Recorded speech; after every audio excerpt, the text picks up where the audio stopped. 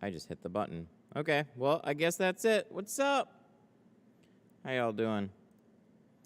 We have a Subaru Crosstrek in black. Again, a lot of dark going on here. Looks super cool though. We're gonna do ceramic, 20 on the front, and we're gonna do 35 over the privacy on the rear. So we're gonna darken up the back. Not full on limo, but it'll be nice. And then 20 on the front. And we got those not so fun quarter windows, so that might take a little while. Not looking forward to that. Lot of windows on this actually. Just front, back quarters, back quarters. And then the hatchback here, spoiler comes like way in the way. Top of the morning, help me tint my first car. Oh, hell yeah, that's awesome. Nice job, man. What was your, what car was it? I think I fixed this microphone too. It was a dumb problem, like a simple problem that I didn't realize. I don't know how things got changed, but it did. But it should be good now. Not that it matters, because we have other microphones. Well, I guess I gotta get to work.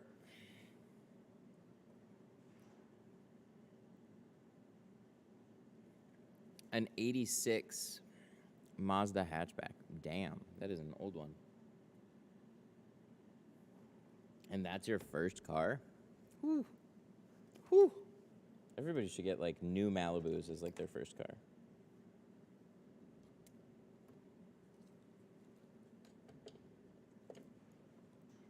I was just listening to the last one, so I'm glad you started live.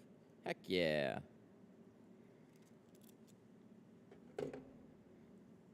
We are getting set up again.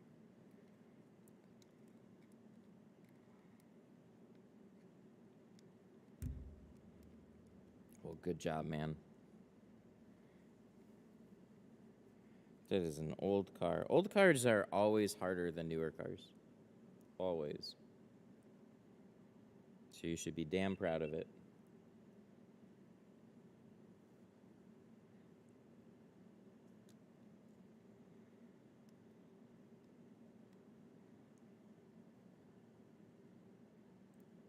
I'm gonna have to like clean up all my sources and stuff here.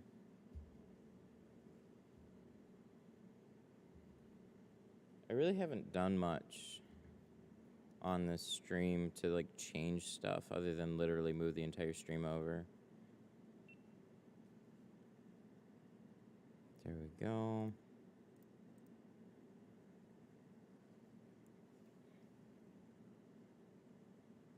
Hello, Tint Studio, how can I help you?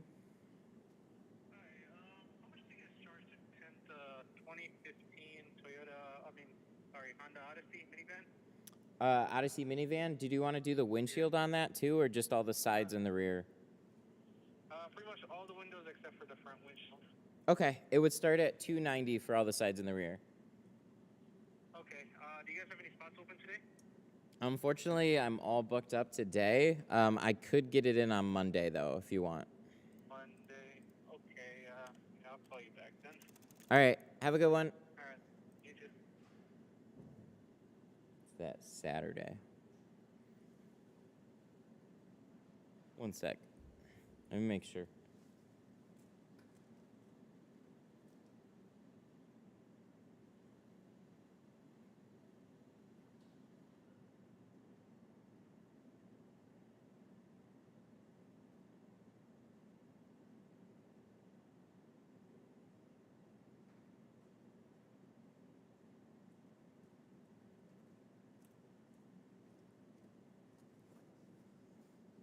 What's the name of the plastic to pry the seal back? We call it the shank. Here. Shank. Does that not work? Settings. I'll get you a link in just a second here.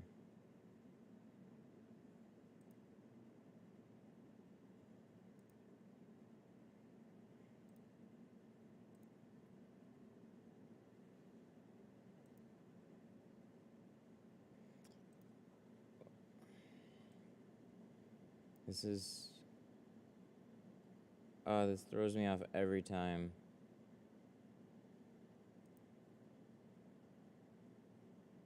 There, that's what it is. Oh no, it should be on the right one. Shank. Hello. Is it? Huh. That's goofy.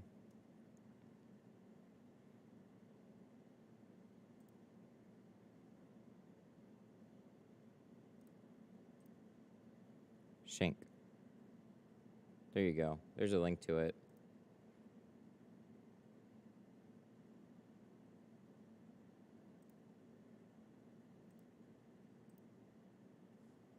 Shank.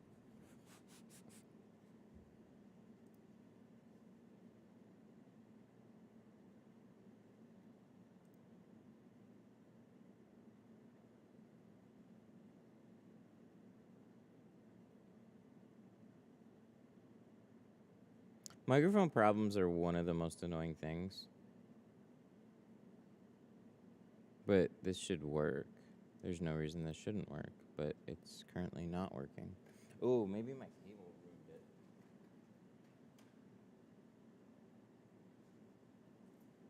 I should do a test here. Check. Check. Okay, now it works. A lot of green there. Ooh. Shank. Oh, now it's working. All right, whatever. Is it possible to have a decent tint with Walmart Black Magic? Yeah, just get this dyed one. That looks better than the ceramic. For whatever reason, the ceramic does not actually look black on the car. It looks milky. Like, not even with sun. It looks way worse. But yeah, get the dyed one. It's fine. Like, it'll look okay. Go to Walmart, play around with it. It's fine. Had a customer pull up to my house to tint his car. He cancels his appointment because he realized I was doing it from my garage. Eee. That's annoying. Picky customer? No, not picky. So I ran this out of my home for a little bit. To be honest, I wouldn't, if I was just shopping around, I wouldn't go to somebody's house either. So that's not to say that it's a bad thing and don't do it from home. There's quite a few people that all like tinting from home and have successful tint shops from home. You're just going to run across people that just aren't comfortable going to somebody's house because it doesn't feel very professional. A lot of it is going to be in the appearance. It's not to say like the front of your house, but just everything around what you do. So like I did this flooring in my garage. I painted all the walls. Everything was like super clean, hung up, and very nice looking. So like there's things that you can do to help put people at ease and go like, yeah, it's from home, but I mean, look at my space. All right, we're gonna get started here. But that's kind of why there's just not everybody's gonna be comfortable. And you gotta, a good way to look at it is just what would you be comfortable and what are your shopping habits too. So maybe you would go and that's fine, but not everybody will.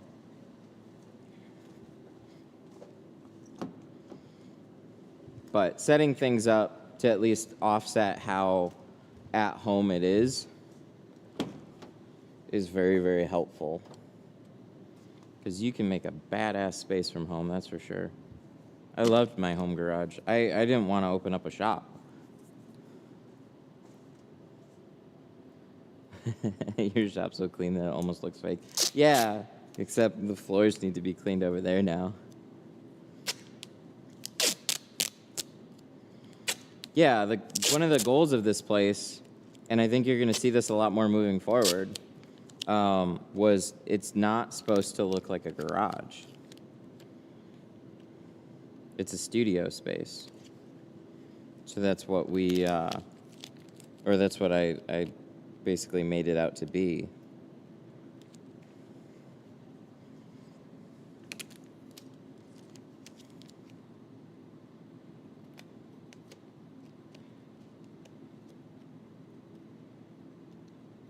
This is one of the best vehicles out. I like it. I don't want to tint the windows, but the roll downs are fine. I hate the way Subaru does like all these gasket style quarters on the front and back. It's going to be a not fun thing to do on this car. But we'll get it done. We got plenty of time. We'll get it done. Sometimes they go quick. Sometimes they take 3 or 4 tries. So I'm just not looking forward to the maybe it'll take 3 or 4 tries.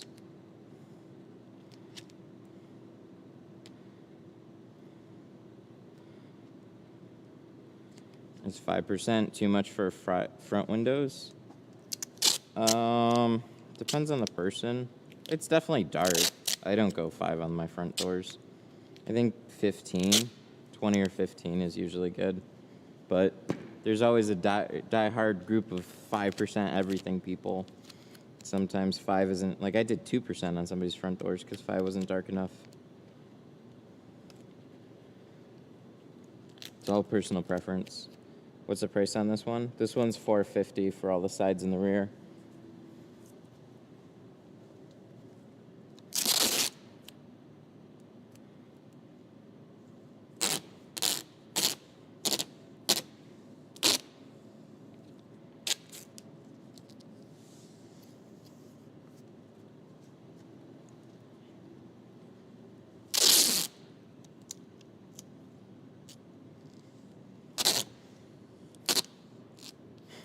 Dark tint makes it hard to see in the dark. That's... Yep.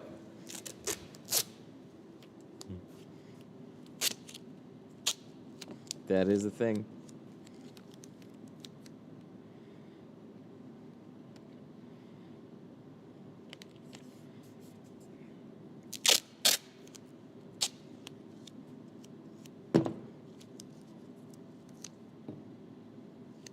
Would you have to shrink Black Magic? Yes. Yes, you have to shrink every tint. So it depends on how you tint the door, though. If you don't pull the seals, then it just depends on the door. Some of them you really don't have to shrink because you can get the tint to lay evenly on the window.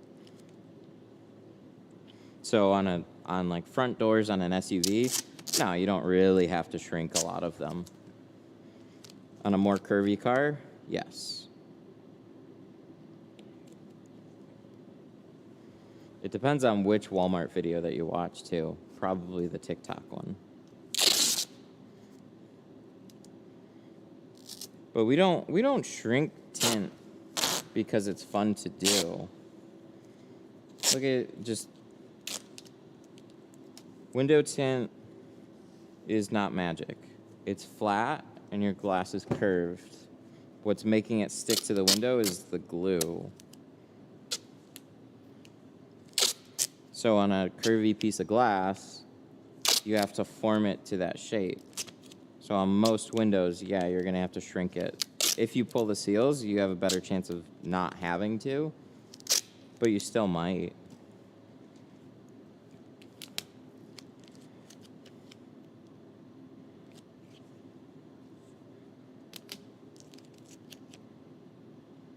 Yeah, I've put out some fun YouTube shorts lately.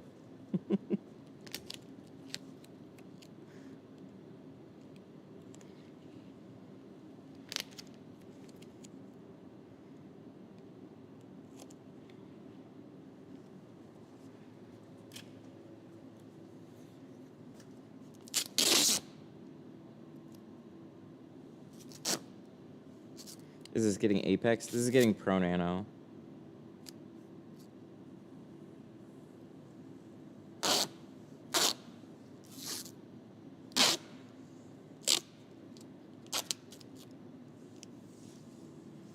I'm not sure what to do with Apex yet.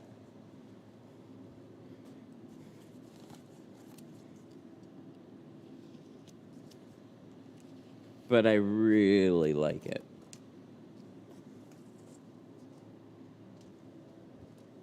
The new 2mm is honestly, it's my favorite. It's my favorite film, period. I haven't seen anything better. Let me scoot that down. There we go. This is that weird in-between height where it's not quite car level, but it's a little tall, or it's a little short. Makes it harder to shoot. This is oddly satisfying. Cool. Glad you like it. Appreciate it. What would your price be for this car with Apex? See, that's why I don't know yet.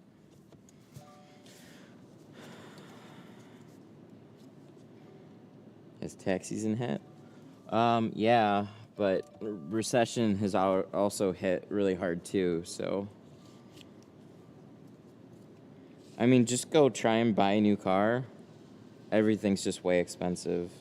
Groceries, cars, everything. So it's just people don't have as much money as what they did. Your dollar doesn't go as far.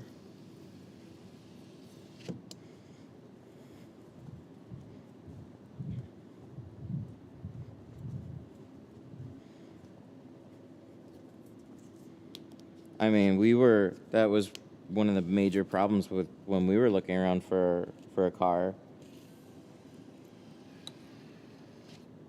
Like, I was looking to lease just the other day.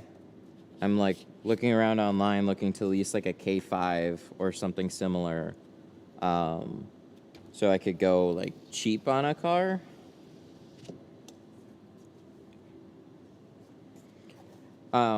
One, for the class, and two, so I could also have a demo car, and we could just keep things like, because we have the Explorer, we have the house, and we have a few other things, so it was really like, I don't care the type of car I drive in here every day. I don't really use it for much, plus we got the Explorer to drive around.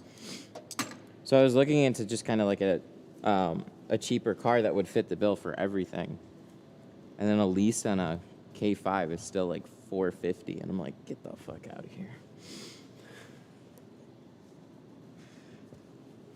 That's saving money on a lease, unless you want to put like $4,000 down.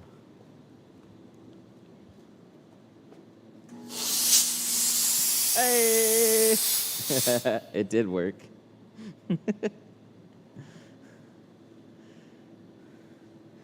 Janik, I remember you. What's up? Could you recommend an external windshield protector? I haven't played around with them, but interesting timing, because we have Matico's Clearplex. The Marco, the trainer, he's going to come out literally Tuesday this week, and I'm going to learn about it. So hold that thought.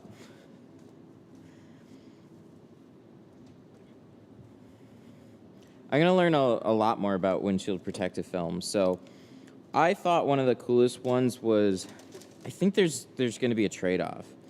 So like Stack or S-Tech or whatever their name is, this is Apex. They released a really popular one called DynoFlex. It's like a PPF thing for your windshield, but I saw it scratches relatively quickly, so that's not a good thing. But it's easier to install. This one's going to be more rigid, so that makes it harder to install, but hopefully it'll hold up longer. But regardless, I think that's those are 50-foot rolls. I think it's roughly like $2,000 in film right there. It's expensive. So no matter what, windshield protection film is definitely like a more expensive thing. So it's not very economically friendly. So if you have like a much more expensive car, then it would make sense, because the cost of replacing your windshield is so stupidly high and you don't want to replace your windshield. But on an average car, even with prices where they're at, you'd probably price a full windshield protective film in the neighborhood of like $500.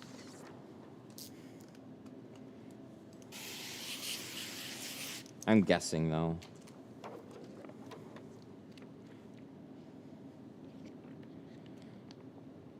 So $500 still could wear out like a screen protector. I think it's early, but there's clearly a market for it right now. So I'm excited to learn.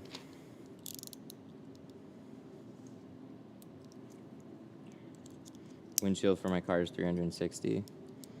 Yeah, so it wouldn't make sense on that one. But when you get into some of these newer cars, like what was shocking to me was a simple Honda Accord. Without insurance, Honda Accord, neighborhood of, at the glass shop that I tinted for, was $800.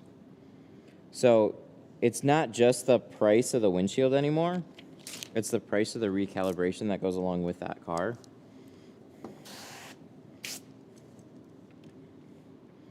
And that all of a sudden makes it much more attractive. But even then, it's hard to like, oh, I might spend $800 replacing my windshield versus spending like $400 or $500 to like keep it mostly safe.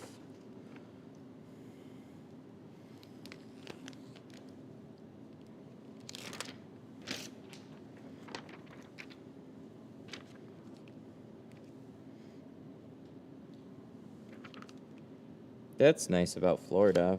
Michigan, we don't have that. And our roads are not fun.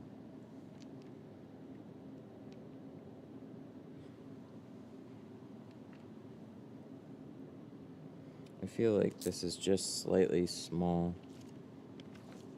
I'm gonna roll this up for a rainy day. Probably on the quarter windows. It shifted while I was squeegeeing it. Even for a newer, yeah. That's nice. Yeah, I heard like 1 or 2 windshields down in Florida. It's just part of insurance, so like nobody cares down there. That's super nice. I would love to be able to drive down these roads and just have insurance cover windshields. But you gotta put it on your comprehensive insurance for it to matter. Then you pay like, I don't know, 50, 100, 200, to whatever your insurance rate is.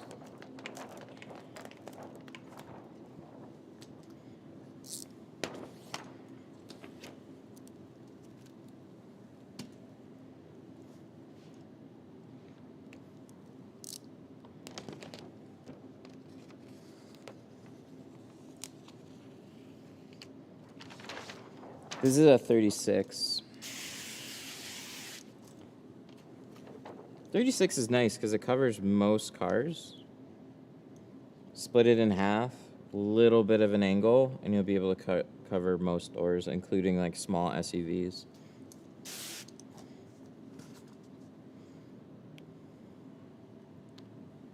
It just shifted when I cut it. I didn't tack it down.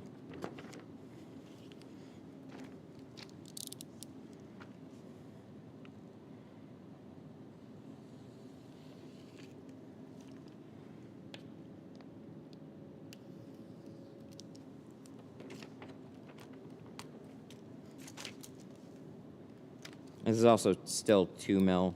This is some thick stuff.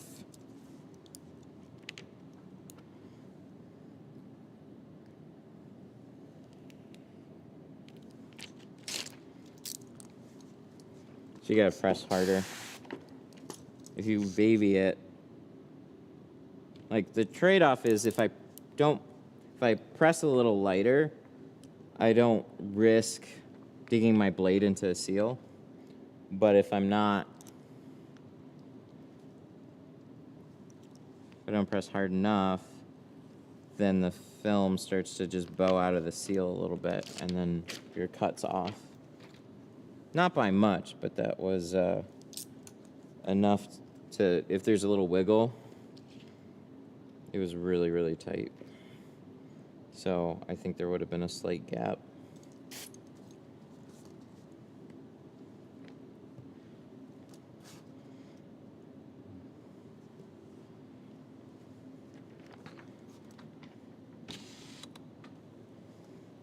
Do we gotta change? We gotta change out this blade too.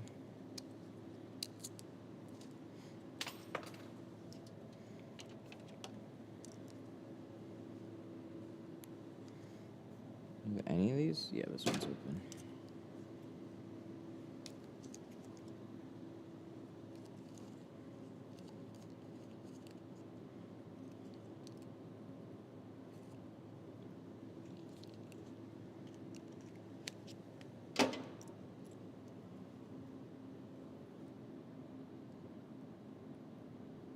Go put this black blade in. These are those thin ones. Like, thin.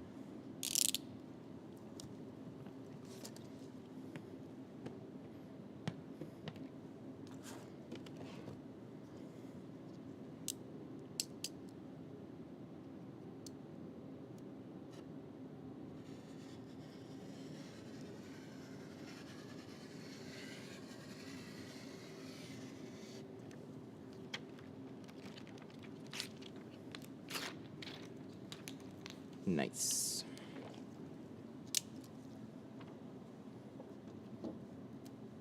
Just for the top.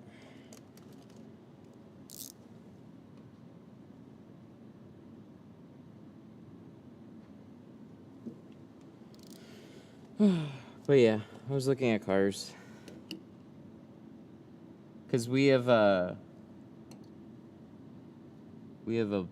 Blazer trade-in in July, and I can either buy out the lease, which I don't really want to do, or trade it in, but I don't.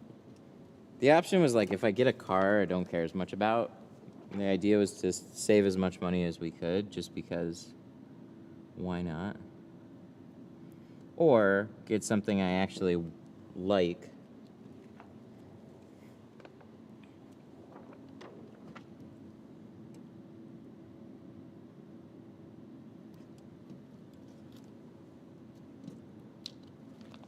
So I don't know exactly what I would trade it in for. That's not stupidly expensive that I actually like, because I'm not spending $1,000 on a minivan.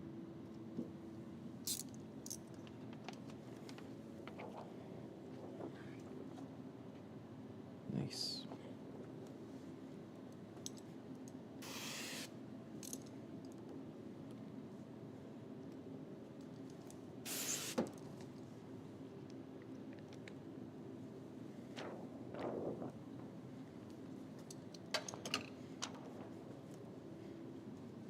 This is probably my favorite looking Subaru.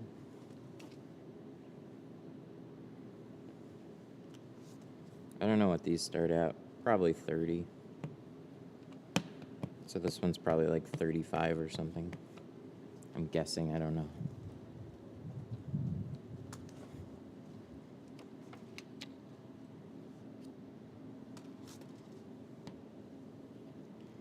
The main hang up is the class.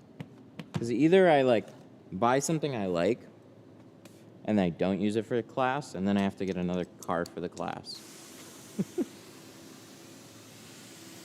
Maybe I should just do that and just have like dedicated class cars rather than like sacrificing a different thing. I don't care that much, but not everything I like is good for the class.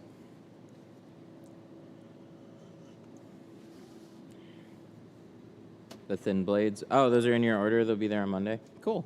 That's super cool.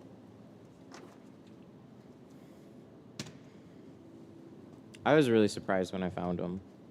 The thin blades are awesome. Because for the longest time, people were talking about, yeah, use carbon blades for the top edge. And then I stumbled into like the 30-degree ones. And those were my favorites for a time. So those are like this pack right here. They're silver. They're normal thickness, but they're like this. I like this point a lot more.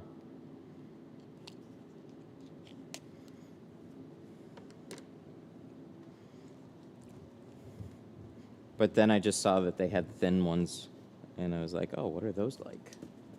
They're freaking awesome. That's what those are like. Do you have to look at the computer? No, I got I hear the chat. So I hear everything you guys say. Makes it a little bit tricky. But it's kind of like a phone call. Just a very monotone phone call.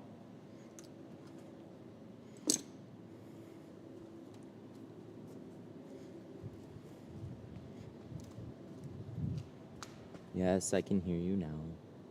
Oh, yeah, that'll be good. There's so much green. I forget about that. There's so much green in the front glass.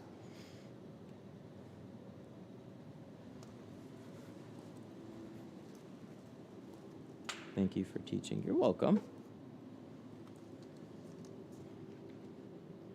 Front door matches on a Subaru are actually harder.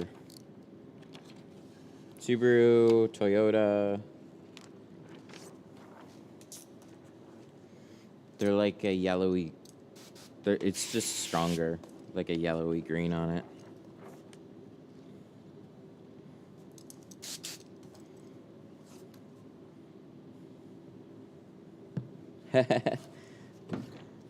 Yeah, man, we can do the Charger. That'd be super cool. We'll set it up. We can do it on stream. Chargers, a lot of people have questions on that car. The back windows on that are very curved. I don't charge any extra for it. I used to do a ton of Chargers. I just don't get them as much as I used to. Lots of questions on those Chargers.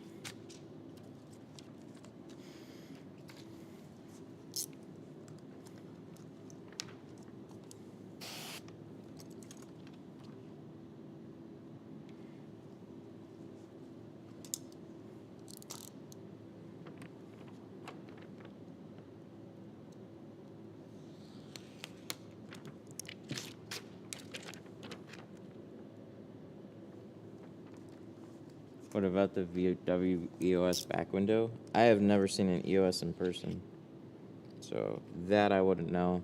VW is not very popular here. If anything, it's Jettas and GTIs. That's all I ever see in VW. Maybe like an Atlas for the front doors now, but...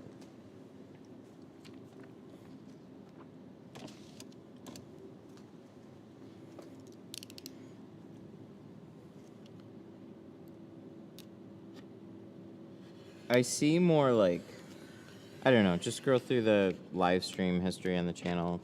That's what I get. A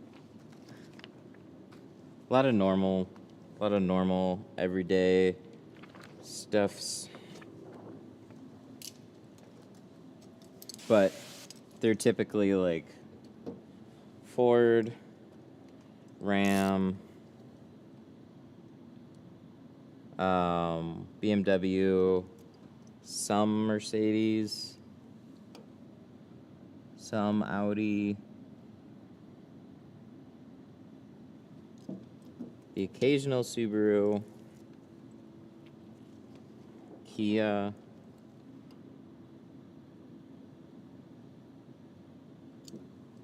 if it's Toyota, it's generally a Camry.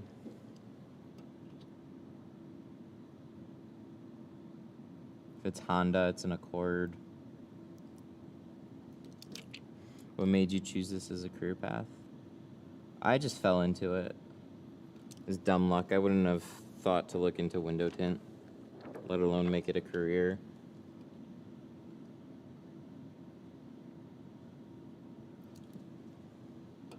My dad has a auto accessories company. That's where I got my start. So it was more of just a summer job. I was going to school for aviation mechanics. And then I got to the end of that program and I'm like, this sucks.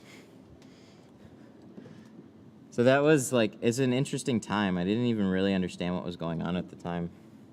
That was 2006, 7, 8, 9. Like, I started school in 2009. So, like, what had happened is housing market crashed. Parents lost their house. All I really understood was, like, something happened with their mortgage, but their business was not doing great at the time. So that was going through, like, a bankruptcy. And then he, during all of that, bootstrapped another shop and called it Auto Tint City, and that's still around today. So I helped kickstart all that. But then there came a point, we just have two different ideas for a business. And I can definitely understand where he's coming from with his. It was just always too much.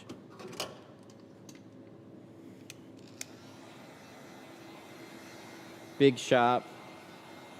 They have like this is what, 3,300 square feet is what they tell me. I should measure it. And then he's in a 6,000 square foot building.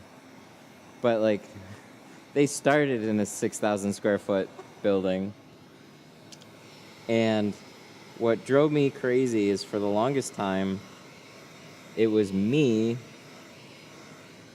in one bay bringing in like 90% of the revenue.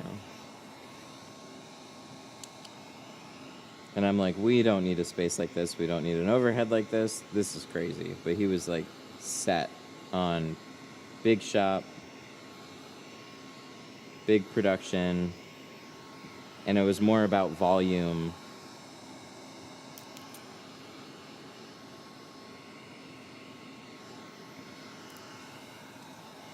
So it was just like grinding out day after day after day after day. We'd pull in, like, to break even a week was like 12K in sales. You had to do like 12 grand just to break even.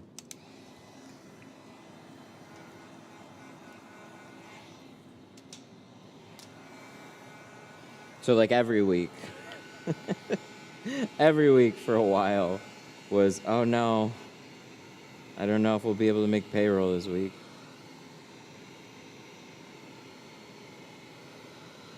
And that wears on you quite a lot.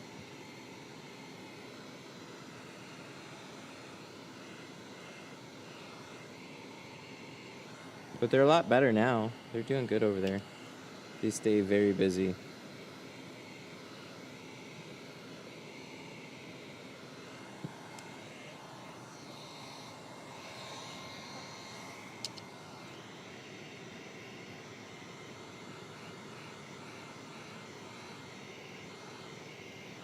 What brand? They use ASWF, and I don't understand that one.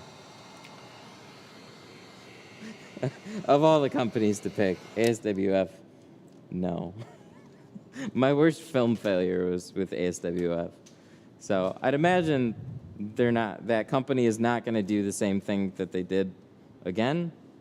But they did some type of glue change. So like we had a bunch of cars out. We were using like their XL line. And then this was in like February.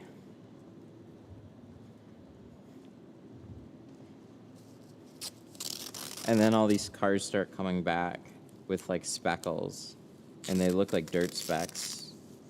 And we're like, I'm pretty sure it went out clean.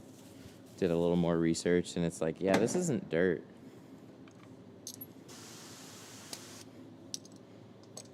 Where did my other protectors go? Are they outside? I guess I might have to use carpet shield for today. It's expensive now.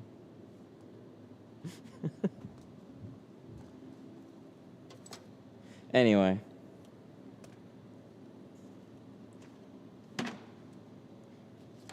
Yeah, we had a terrible film failure. The glue crystallized. And so it was like a month straight of nothing but redos. And then like we still had redos plenty past that.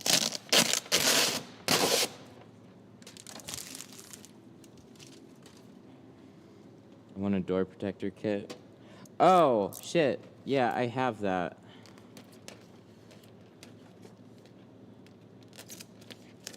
Oh, this is facing the wrong way. Yeah, it's decent. It's the best stab at protecting doors that I've found that is just a reusable solution. It's a good setup. 2 rolls of carpet shield will cost you $100 now, so like you might as well invest that in the door protector setup. I'm still playing around with it, but it's not. There's a lot of pieces with it, you know, for different situations. My problem is just general organization.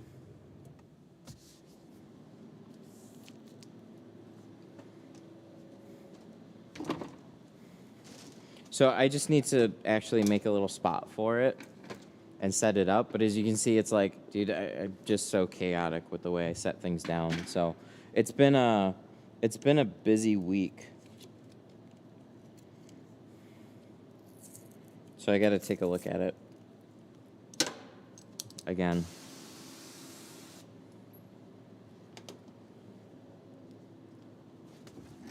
And then we can play around with it on stream.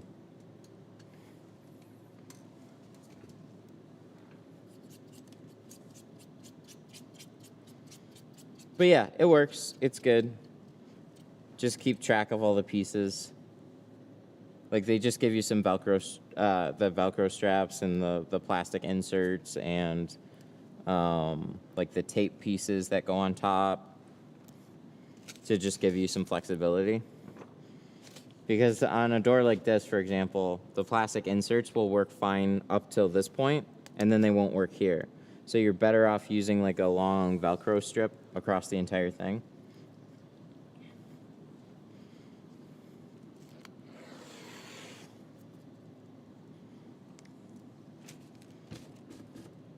But I think the part I'd always get stuck on, not with their system, just like the whole thing in general, because I've tried my own things.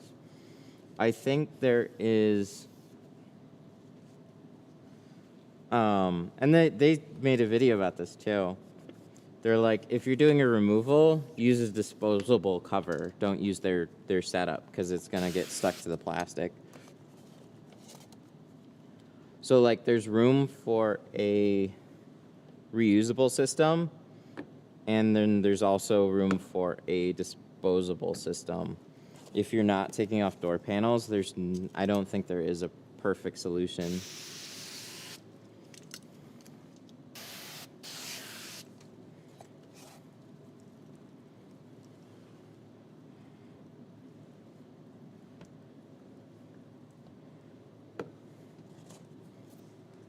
Hey, welcome. So when I was mobile, like this carpet shield option was not a thing. Like it's not very feasible because you need somewhere to unroll it from.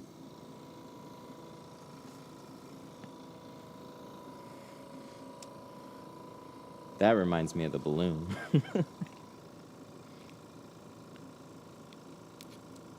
But yeah, if you remove panels, it's amazing. Like you can just throw a towel or anything over the panel.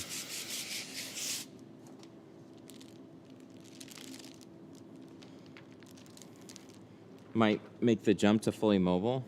That's cool. I got tired of it, but you can make really good money mobile window tinting, no doubt.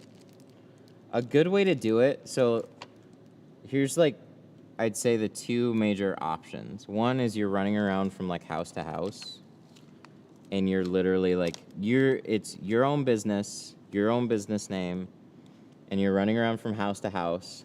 The problem with that is how many people can you get to in a day? Because you got setup, you got tear down, you got to drive out, traffic. Setup and tear down are probably like the 2 biggest things. Because it's just a lot of logistics, but when you get used to it, it's not so bad. The other way of doing mobile is this is not going to be necessarily your own business name.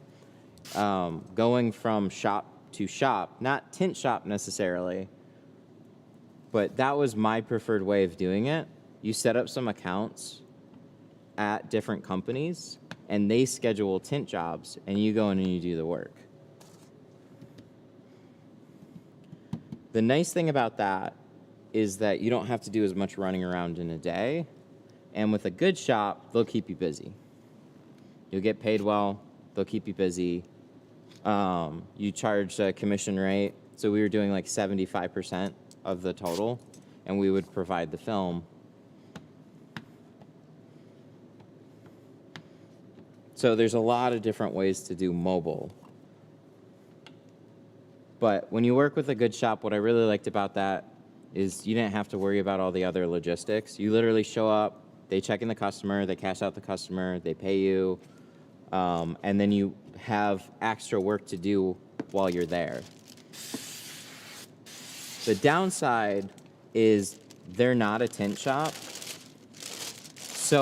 and they're not making a huge amount of money off of it. It's like a nice to have for their customers.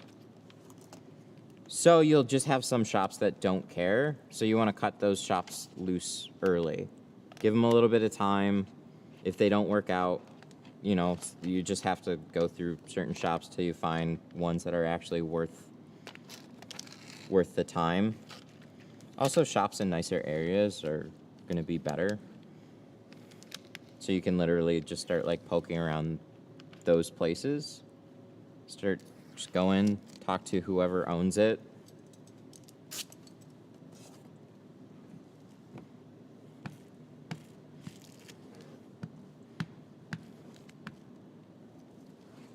But it was a cool setup. We'd go out to Rochester, and they would charge on average like $350 starting for full cars.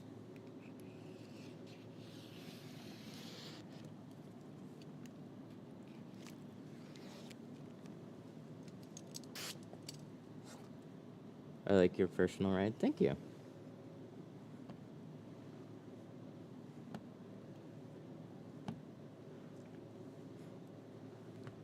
Yeah, I drove it home yesterday. Unfortunately, there was no sun. Hopefully, we'll get sun tomorrow. But, oh my God, that film looks so nice.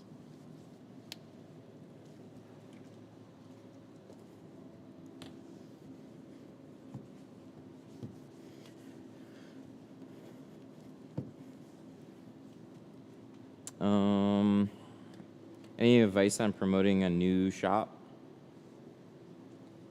How well did YouTube work for you in the beginning? It definitely gave me a boost.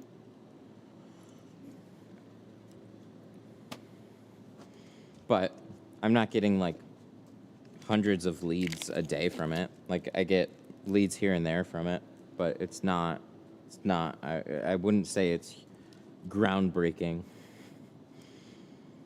So on promoting a new shop, a lot of it is just existing. So the longer you're around, the more referrals that you get from people, from doing good work, taking care of your customers, all that adds up. So you'll progressively be busier and busier, but you always go through peaks and valleys. Doing the main stuff, like Google Maps, Apple Maps, because when somebody doesn't know where to go, they're using search engines. So they're going to go to Google. They're going to go to Maps, and they're just going to see what's around.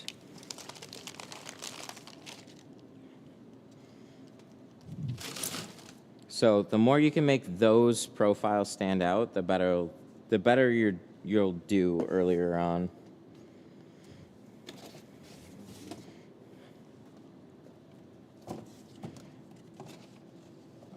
I'm going to plotter cut these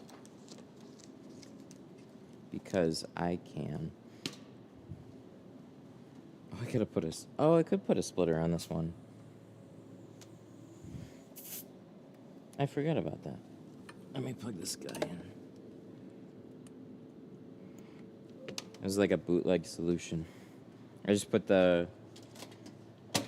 I wanted to put the air compressor over here because we were doing a lot of testing with slip solution. I emptied and refilled my keg about like 30 times in a day, testing different mixes on my slip solution with different film and stuff. I'm tinting a Subaru while I got you on in the background. Yeah. Yeah, the front quarters are the worst windows on this whole thing. Did you ever have to tint outside? No, I refused to tint outside.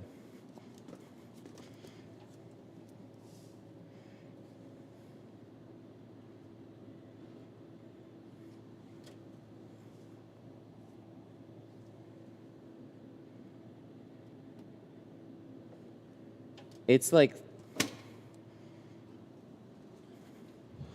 what's the temperature?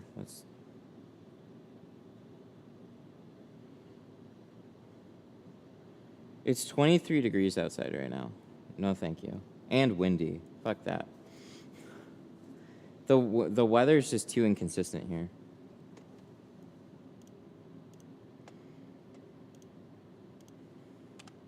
All right, so what year is this? Do you ever have to tint outside? No.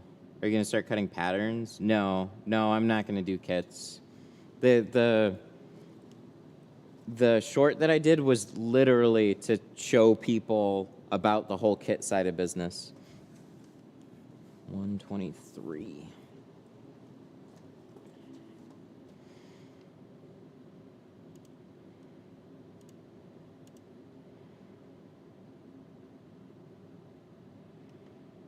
It was a fun video to make. Oh, yeah. I love how they give me year ranges. So this is front door. This is front. We gotta do 24. All right, let's cut both these out and see how we do.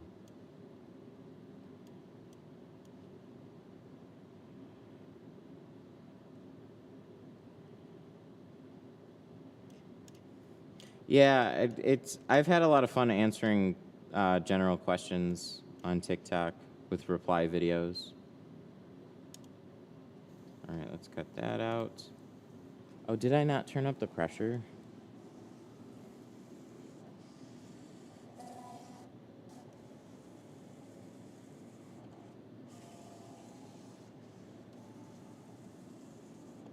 Yeah, you need water to tint. Yeah, that was a fun one to make too.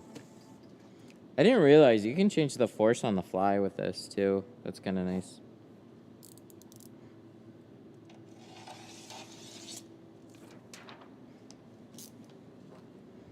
Yeah, that one's done like 13 million views on TikTok. That's kind of insane. The tinting without water. It was kind of like I was just reading through comments. And we came across that comment, and I was like, really? I was like, okay, I gotta make this into a TikTok. It didn't even take very long to do. And I thought it would just do like, okay. And it's one of the best TikToks that I ever posted. I was pretty bitter at YouTube Shorts for a while, though, because I didn't understand what was wrong with YouTube Shorts. I was posting things, and they were just kind of sitting there. Where TikTok, it's like you post something that's decent, and it immediately starts getting traction. So you know very quickly if you have a good video or not.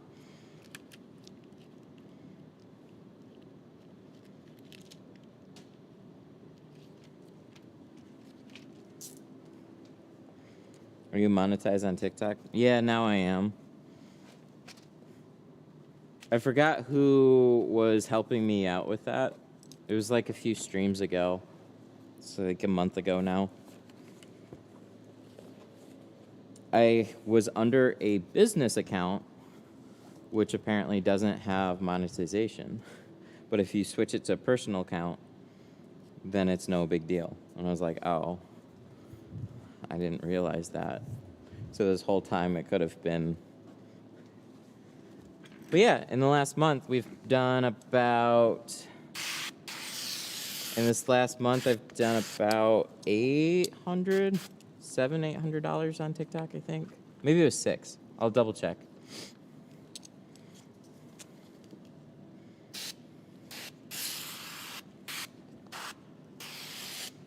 So, like, views to money, shorts are never going to pay out.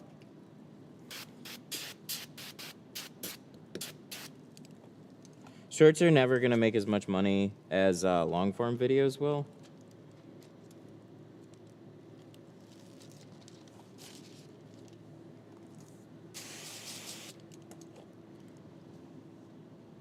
But the nice thing is you can then turn around, post that same video as a short if it's under a minute, or as a Facebook reel, and you can make a lot more money that way too. So in the past month, we've done $800 on Facebook, and then YouTube Shorts just started picking up traction. So like probably not near the same.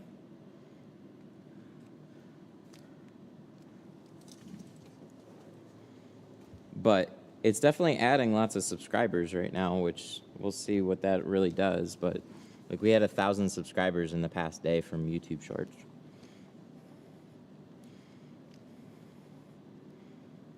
No, I just need a little bit of wiggle.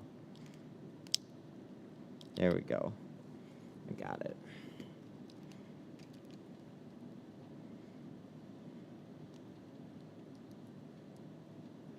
The new triage is free on Tint Depot. If you like order something, I think these are not cut right.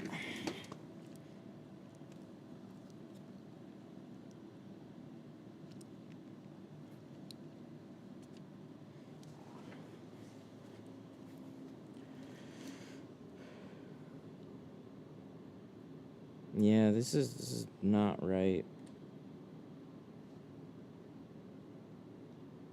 They're short. Talking about shorts, the pattern's a little short.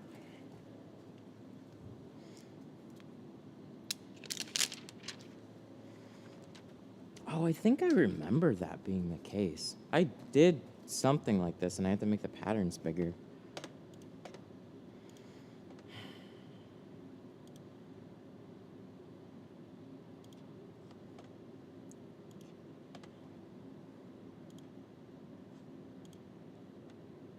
How do you like the new triages?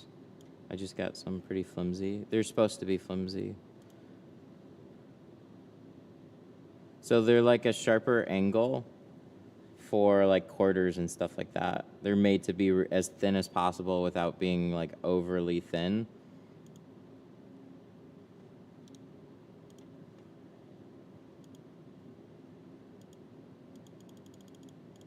Huh? Resize.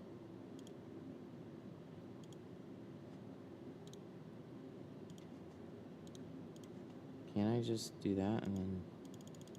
What am I doing wrong? Can't you make the whole thing bigger? Go to quarter, go to half inch. No, that's not doing anything. Offset? Oh, that definitely did something.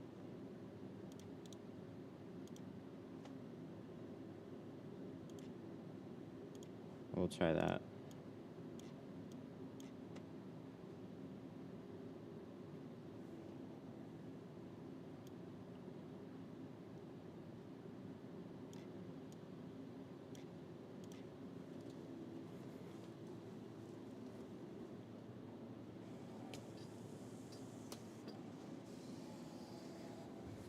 Yeah, overall I really like them. They're not a replacement for the other tri-edges. So there is a fuchsia one, which is much weaker, and then you have a red one, which is a little bit stiffer. So these are not just sharper versions of this. This is a different use case. So these are more for, they say tucking. I said, don't you know of the shank? It's really a easy reach replacement.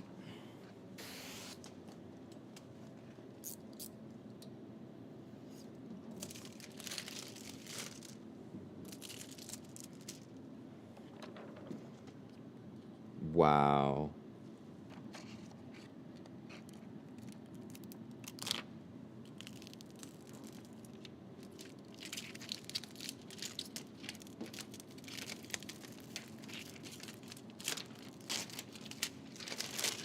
I think a 1/4 inch probably was too much. And so maybe we can trim these down. Why did I do a 1/4? Oh yeah, that's like way big now. That's kind of fun. Probably should have done like an 1/8.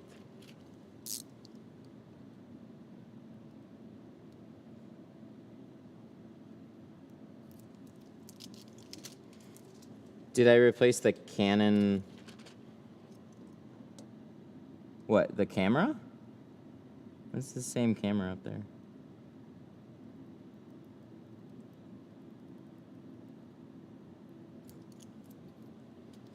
See, the difference is the shank stays out of your way. Any bendy tool gets in your way. That's why the shank is really, really good at what it does.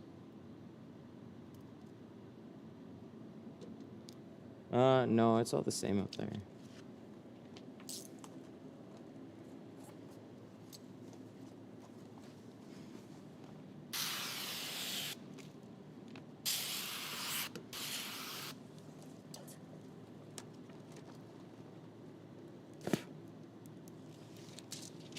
I can tack this, but I'm not crossing my fingers super hard on this one.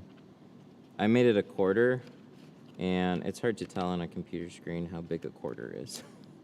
I think that essentially makes the whole thing a 1/2 inch bigger. So I don't think this is gonna work. Oh yeah, no. I'm gonna say that's probably a hard no on this one. Yeah, that's way too wide. I might have to actually hand cut these out. God damn it, I really don't want to. I'm trying to think of how I adjusted. I had a different vehicle here.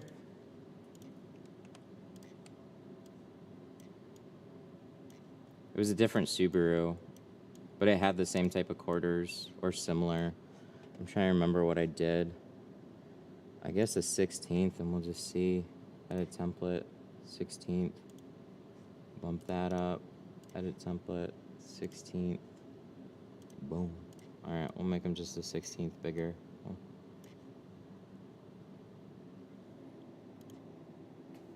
Hand cut to see how it'll be done.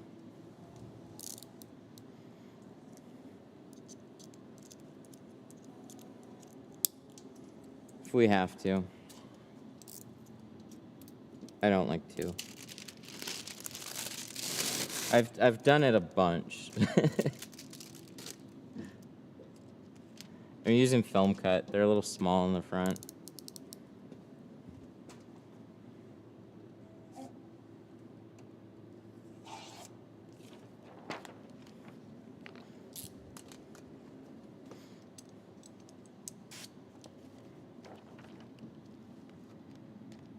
So I probably made them a 1/4, which made them a 1/2 inch bigger, which that is, yeah, that's big.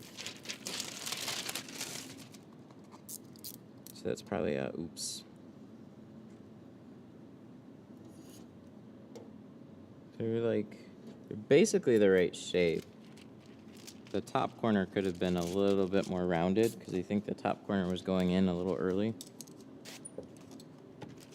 But let's see. Yeah, that's looking better.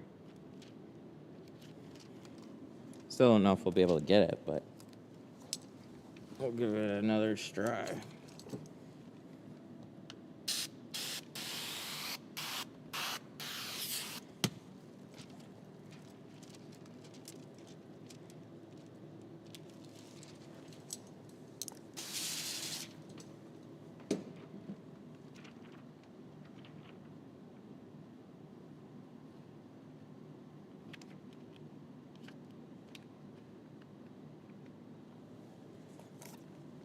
It's got presets, but you can adjust it manually by any number that you want.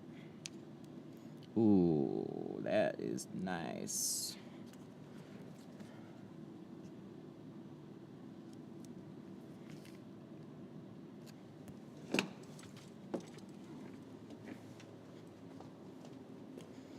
Mm-hmm. Yep, just make this sucker just a hair bigger. And round that corner a little bit more.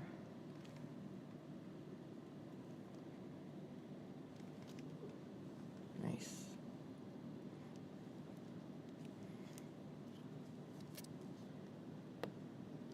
So this, see that little bit? Getting it to slide into that side seal there. You wouldn't be able to do that the same way with the regular tri-edge because they're blunted at the end by a little bit. This is made to thin out.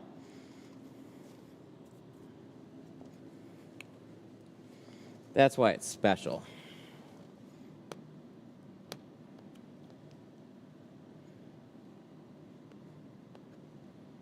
Easy Reach is still an amazing option for windows like this, though. The only thing about an Easy Reach is the material. It starts to scratch. It wears out. So this is with the same type of material that you've liked from Tri-Edge, just in a different form to help with these situations, really. That's what I think. So I'm still playing around with them myself. I don't get very many of these windows. What does the Easy Reach look like? That's a good question, actually. No, sorry, that's a hard card. I'll pull one out. I'll go grab it. It's similar shaped, just silver. It's all I used to use before Tri-Edge came around. And then it was like, the thing about the Easy Reach is like the material it's made out of.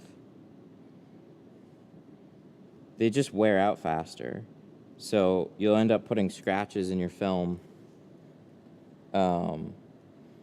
with too much abuse. So if you use it just like a Tri-Edge, it's not going to last near as long.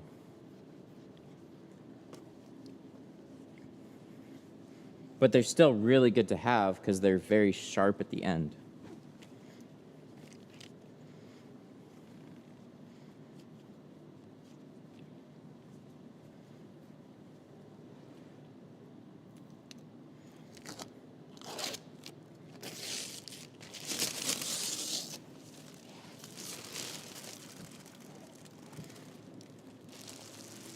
When I do these windows, the top corner doesn't want to sit. Yep, that's the hardest part about all of these. This round in here is really, really tough. You have to sometimes round it a little bit extra because what you won't notice is that the rest of it will go in first, or the top corner will go just past that round. So you want to keep it shy. At least it feels shy until you sneak it up there and then it just all lays flat. But if your corner's a little sharp and goes a little too far into the seal, you're never going to get it to lay down. And you sit there jabbing it with a tool trying to poke it down. That's why these things are such a pain. Especially with the, with the shape. Let me see if I can find a...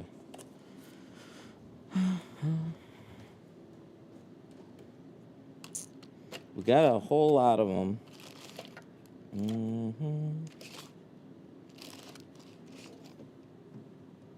Oh, yeah, here we go. Okay.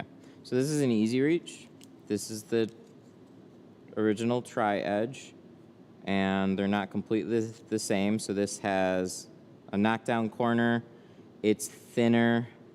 And it's sharper here right at the end. So these will sneak into those seals really nicely, where this has a little blunt on the end, and it's not going to push into that seal as easy. But then these new cards, they're going to be a little bit slimmer, as far as an angle goes, which is really nice. They take off this extra little bit here. Why that's helpful is when you're still trying to shove things up in these corners, this backside starts bumping up against paneling and stuff. So you often can't get quite the right angle to try and like slide up there. So between this being both more flexible, so you can angle it as you're getting it up there, and it's a little thinner so it sneaks in the seal a little easier. This is their stab at making that type of tool to handle these quarter windows, where I wouldn't be able to do that quarter window near as easily with this thing. I would really be struggling. Because if you shove this into the seal, sometimes if it puts too much pressure and you back it out, it'll pull the tint back out with it.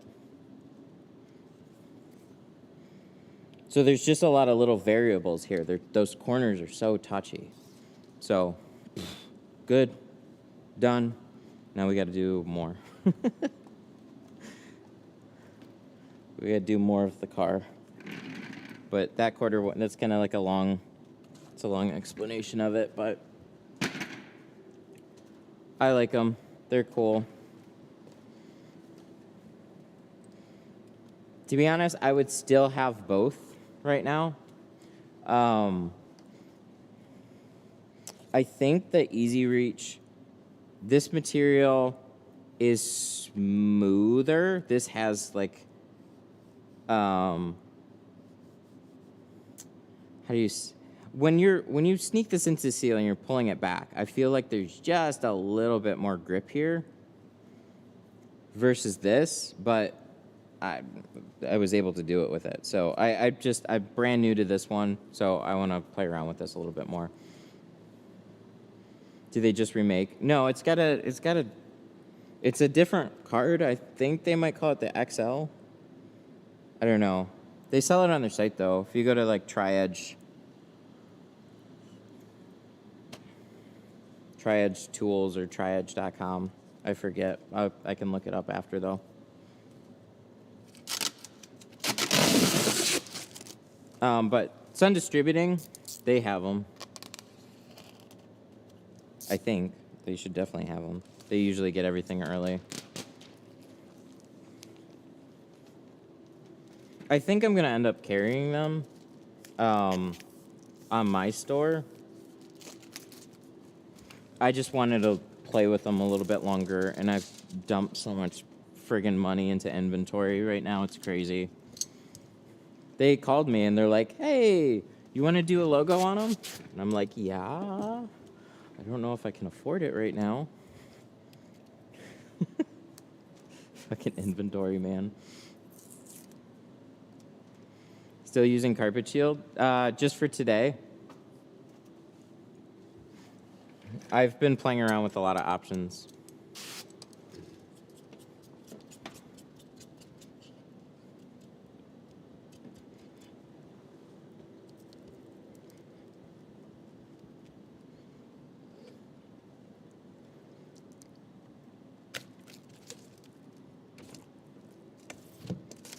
Yeah, they're pretty cool.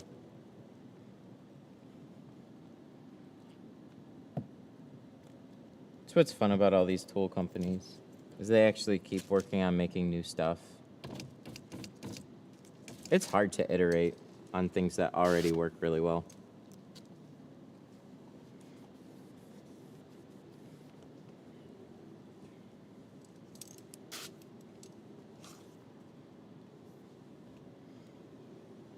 It gets very, very expensive. Because they manufacture everything all down in Florida. They make everything themselves.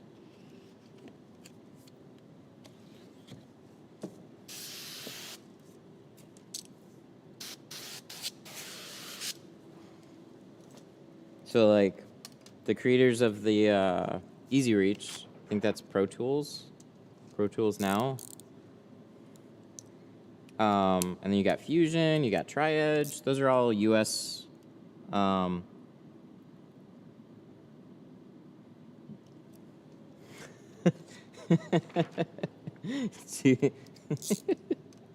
Too bad you can't find somebody to produce something like Carpet Shield with the same tape. Funny. Funny you should mention that. No, that's exactly what we're doing. That's why I'm playing around with so many different options.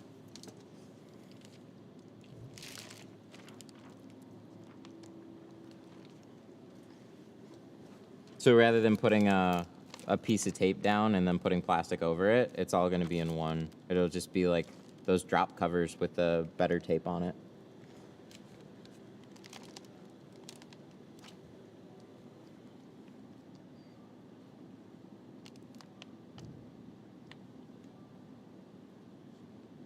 That's cool. I think so these films like Pro Classic, Pro Nano, they all have pressures, like window films have pressure sensitive adhesives. So when you shove them into the seals, they get a little pressure and they start hanging up. But what was nice about this is it got a little snug, but you could still like pull it back without it like ripping back. Subaru is one of the least tacky type of windows though, so. Oh shit, it shut off.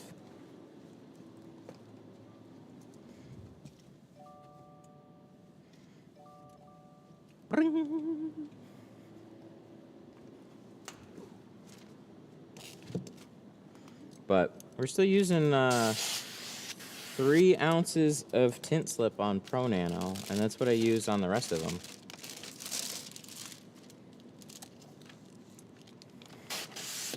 I knew it. You're stupid. So I think this was their goal for this card here, and it does like. So these are really flexible seals, but I think this was one of the ideas they had for tucking. But to me, here's the thing: there's a curve to this, right? So there's this slope that takes away space that you can work with. What's nice about the shank is it's got that angle, so it just stays out of your way a lot more. So this isn't the best example of a seal for that, but that's one reason the shank has been so cool. But yeah, regarding the door covers, seriously, the only reason I was so mad. And Jack was like, "Well, maybe there'll be some good from it." And I was pissed. I went to go buy it, and it's $50, and I'm like, fuck. I actually got to figure something else out now.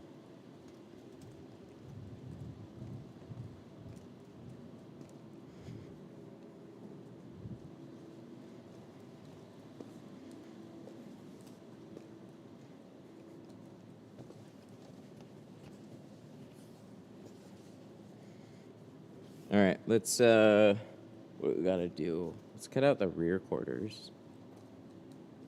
So this is 20. We need to swap this with 35.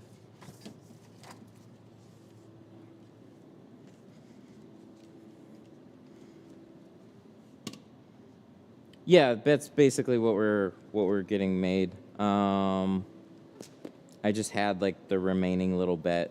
And I bought like a whole bunch of rolls, which I'm confused on where they're all sitting right now. But I've been playing around with those for a little while now. Yeah, the problem with all of them is the tape. It's all like paper tapes. So like masking tapes, they soak up water, they get wet, and they fall off. Or the adhesive is not strong enough. You need something that is just plastic, water resistant, and it has a lot more grab to it.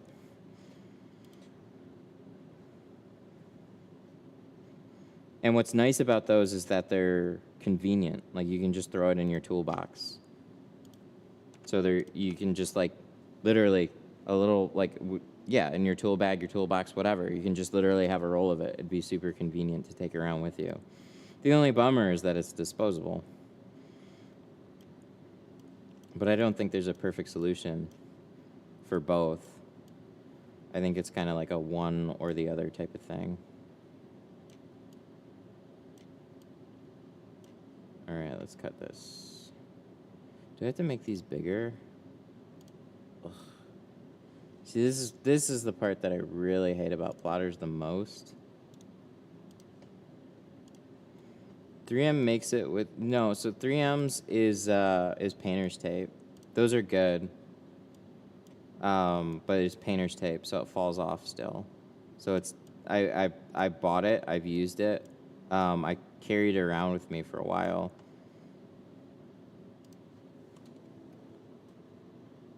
Oh.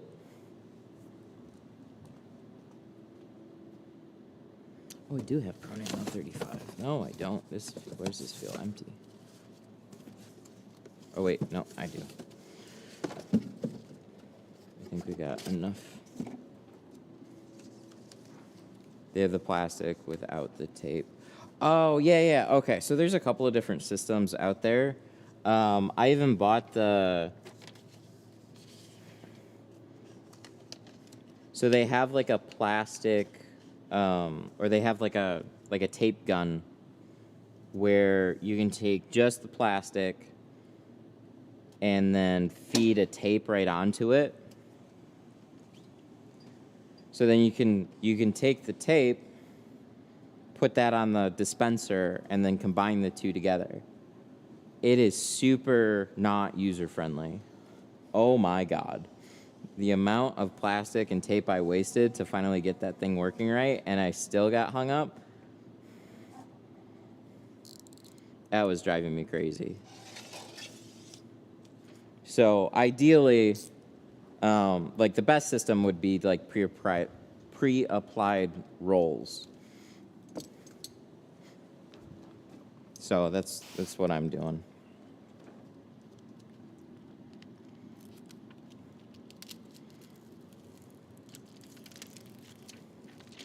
Or you just remove the door panel and then throw a towel over it and you're fine.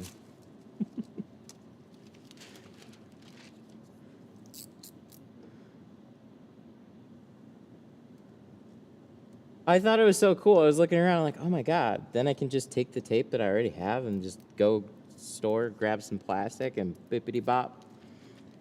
And the times that I got it to work, it worked really well. It was super cool. And then it drove me slowly crazy because it just kept messing up. It's too fiddly for the average person until you like take the time to learn it. So it will work. You can use the tape right now. You can go get one of those dispensers and then you can use it. If you come from like a painting, masking background, then no problem.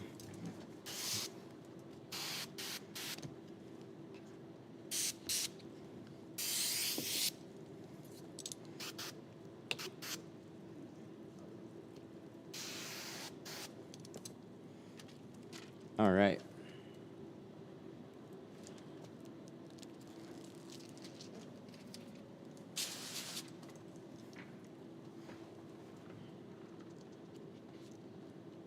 Let's see here.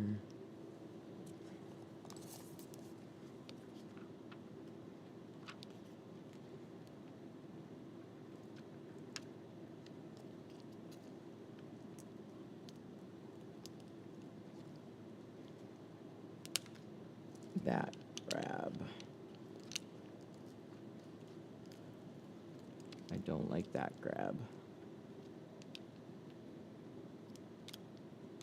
I like slide with this. There we go.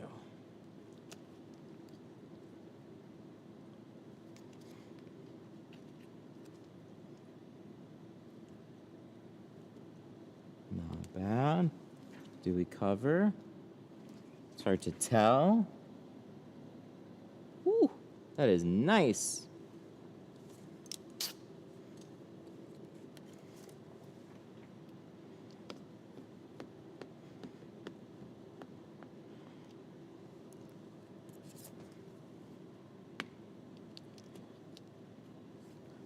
Oh, on the glass aid tape?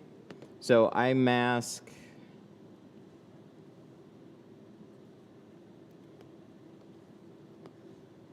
the outside edge.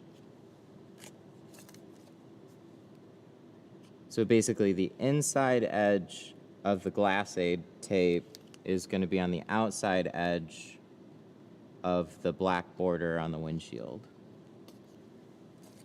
And so when you cut on it, you have a nice like 1/8" overlap over the whole thing. It's nice.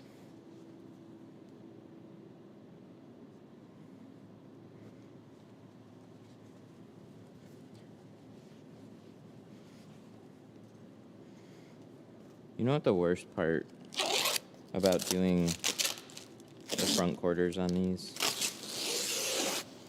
is that once I do one side, I'm like, yeah, and then I'm like, oh, I got a whole nother side to do. But that worked out. Looks good.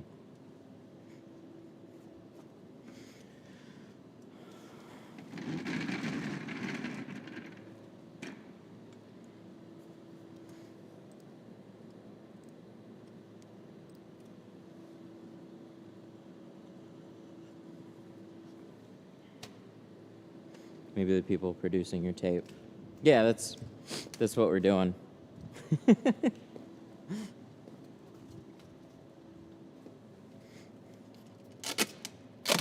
So it's gonna be the seal guard tape on the plastic. Like, that's what's so cool. It'll be fun.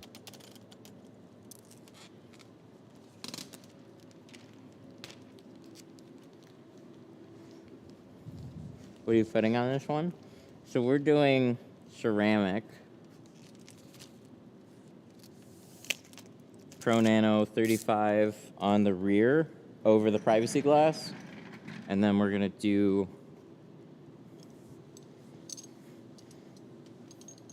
and then we're doing 20 on the front.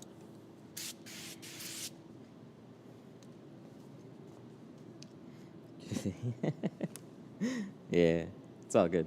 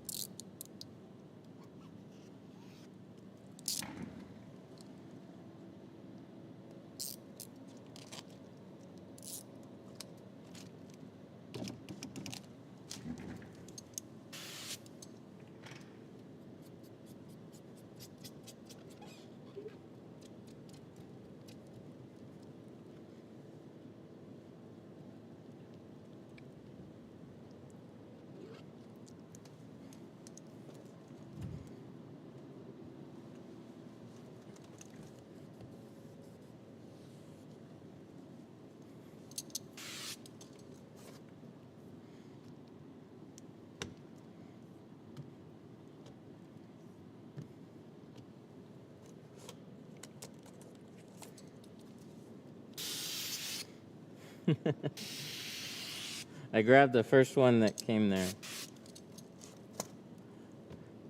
You can use that one like that, but it's not what it's for. This is what's difficult too from a toolmaker perspective.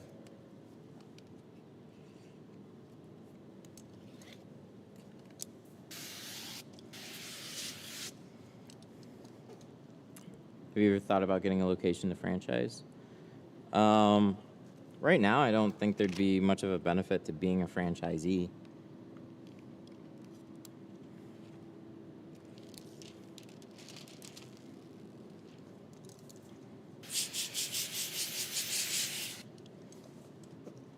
I've thought about that whole business though.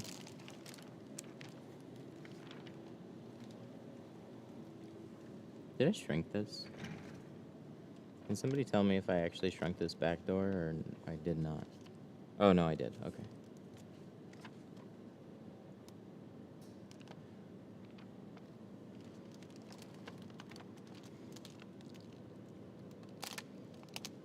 My dad's shop. You own the... Oh, that's not really a franchise then. That's just a second location if I'm the owner. Franchise is like giving somebody else the ability to like be the owner of that location, and then like you sell them on like a whole system for running their shop.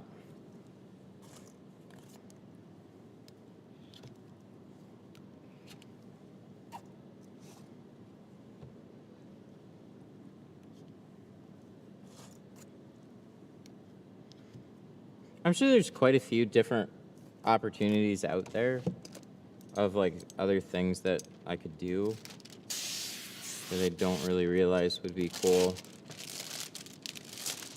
But it's hard to keep track of everything that I have going on right now.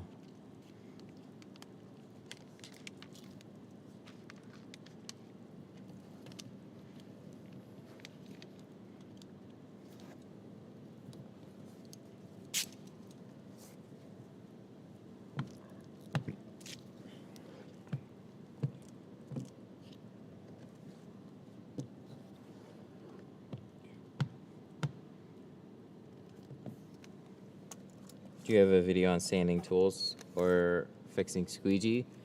Yeah, there's a video on the channel about my squeegee sharpener.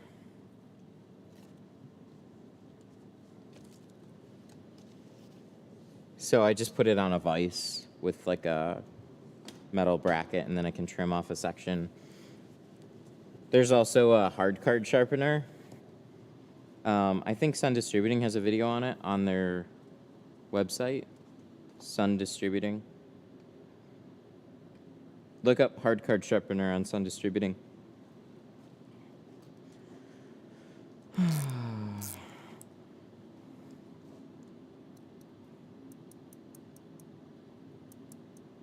Long term would be great. Older, the business could keep running possibly. Yep, for sure.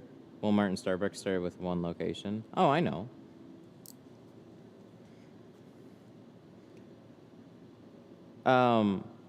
So I don't, this place wouldn't be ready to franchise like that.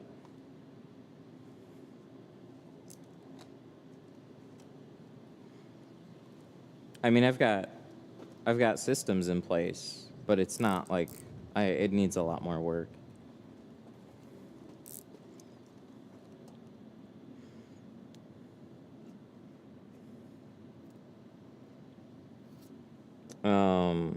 Who was it? Sunstoppers? There's a couple. There's like, Tint World. They're a franchise. They do more than window tinting, but they are a big window tint franchising company. You have Sunstoppers, which are doing quite a lot now. But here's the thing. I think they've done a really good job at cracking the whole franchising model. And it's no easy work. It's a lot of hustling. But once you get all your systems in place and stuff, and you kind of build out a team, a support team that can answer a lot of people's questions, because like, so the angle that they took, which was really smart, was they went to like existing shops in their area, and they started converting them into Sunstopper locations. So the advantage is like when you're joining a system, it's like you already have all the processes in place, you have the marketing materials, like it just takes a lot of the headache out of your business. Because a lot of window tinters, you know, they're not too dissimilar from me. You're busy with doing the work and running your shop, but you hit a certain point where, you know, you can only do so much work and you have to grow, and everything takes time. So then you're really careful about what you put your time into. And I mean, not everybody decides to learn their own business marketing and this and that. So when you become a part of a company that has all those systems ironed out, like, yeah, it makes sense to join something like that, especially when you get buying power and discounts on certain films and whatnot, just because you're part of a group. But the other side of that is dude, I am so far in the other direction on things that I'm interested in. I just don't want to even begin to put the time into all that. Like, you are basically trying to teach other business owners good ways to run their business and be there kind of on demand when they call at certain times. Like you're a big support group as a franchise. So you hire people, you put them in place to kind of take care of a lot of that. But it's also a lot of work in a different capacity.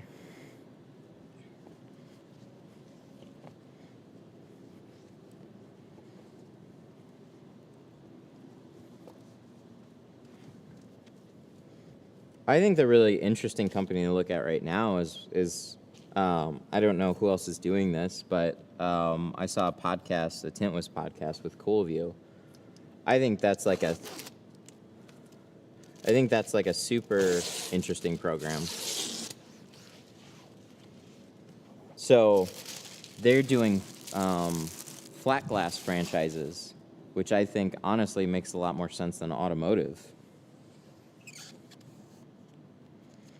It's much easier to find, train, and grow a flat glass business as long as you have your like sales systems in place. Still work, but doing the work is far easier. It's just a lot more square footage. But they're not going after like people that are interested in cars. They're like people that are just interested in growing their own business, or like then can purchase a franchise and start growing their own business. Sounded cool. Tint Pros is very known out here in Cali. Oh, interesting. So I was part of a mobile company, and the idea was like to get a lot of mobile tinters or just window tinters on board. And you got paid a lot. The hard part was always keeping tinters, because like they all want to start their own business, or they come with baggage and problems. And there's a lot more unique skill involved in tinting a car than there is tinting a house. Tinting a house is more sales and like systems and stuff. So as long as you show up in a polo, like, you know, like a company that is selling, like we're looking to get a deck at our house.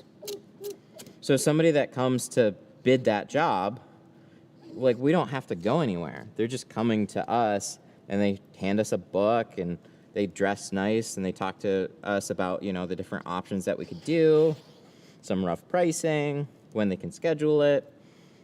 So imagine the same thing with like flat glass. That's literally what you do. It's like, oh yeah, I'll come to you. We'll talk about the options. I'll show you some samples. Like you don't need to own a physical location to get into flat glass.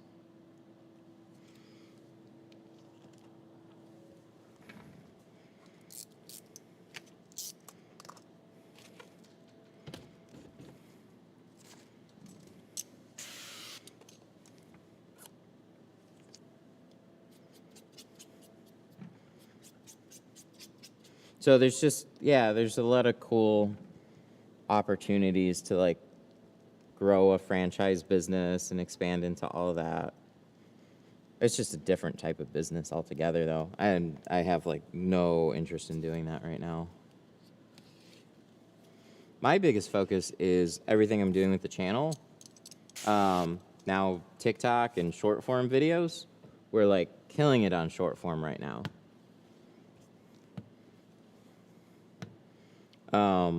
And I have the store.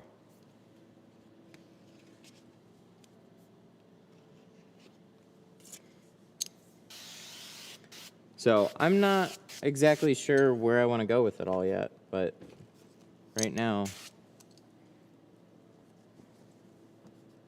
doing things with the store online, and then, you know, just tinting cars, doing the live streams because I enjoy doing them.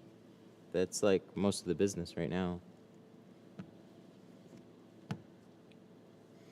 What's this new tool? This is a tri-edge one. Okay, so it's not for just using it on the edges like this. It's the tallest tool in my belt right now, so it's just right there. It's for the quarters.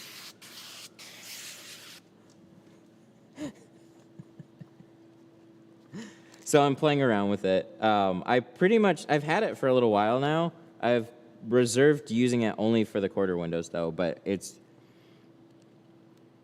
I'm not good at keeping track of things, so it just keeps popping out of my tool belt. So it's there and it works for that situation, but it's not the tool to use for that situation. It's like using a screwdriver as a hammer. Can you use ceramic autofilm on flat glass? Not dark ceramic film, no. You have to keep in mind the types of glass that you're tinting on for flat glass. So a lot of them have low E coatings, and you don't want too much heat being absorbed into the glass. So a lot of architectural films are reflective. So they're made to shoot heat away from the house rather than absorb it into the glass. These ceramics, they're not reflective. So the way they handle heat is they absorb it into the glass and then it dissipates off the car.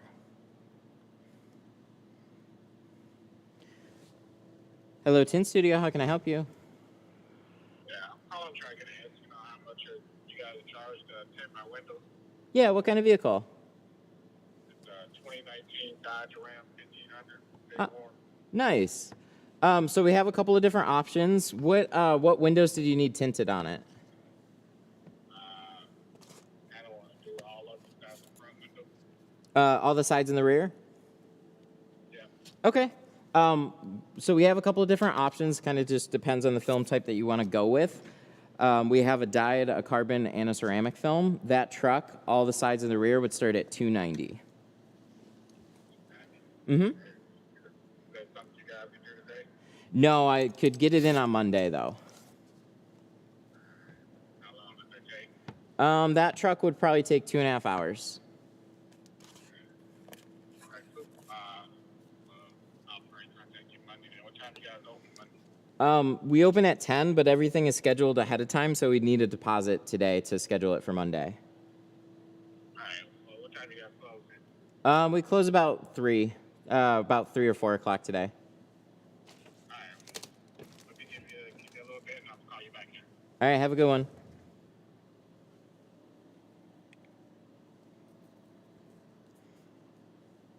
I'm going to call you back to leave that deposit. No, you won't. No, you won't. You are going to look around to try and find something today because it is Saturday.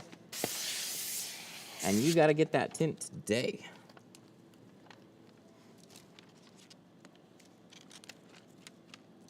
That's what that one is. I didn't even like picking up the phone on Saturdays. There's a lot of that.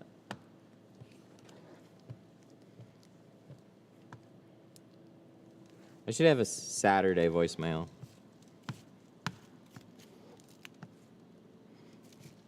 Like, Saturday at 10 a.m. is one thing. Saturday at 12 o'clock is a whole different thing.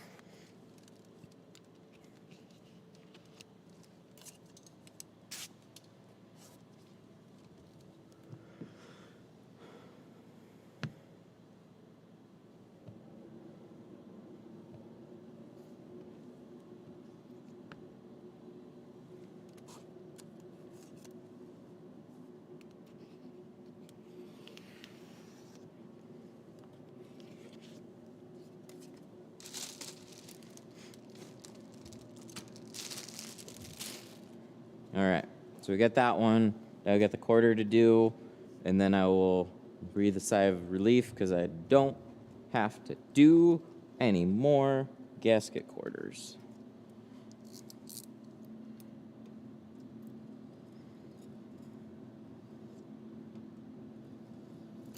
Can Geo be bought in Europe? Yeah, but shipping's going to be expensive, so it's probably not feasible. They only have distribution out of Louisiana right now, but they are opening a location very soon out in Vegas, but that still doesn't help you out. They're going quite a lot. It's cool to see.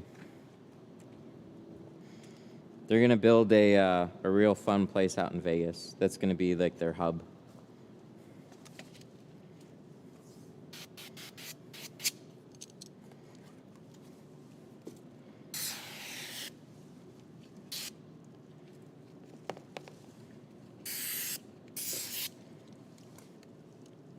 That's cool.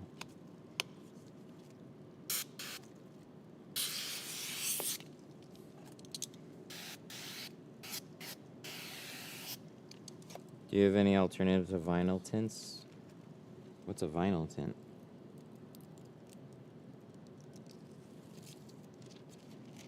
No, they don't have any temporary stuff. Oh, like the static cling stuff? No, it's as good as you're gonna get. Tint's not made to be temporary.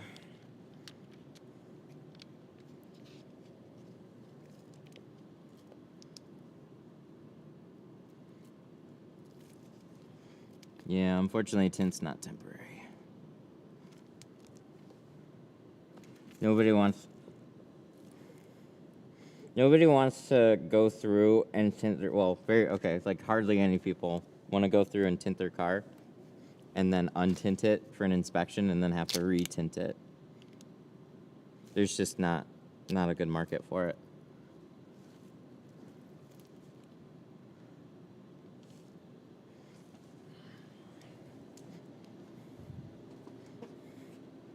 It'd be a hard thing to advertise.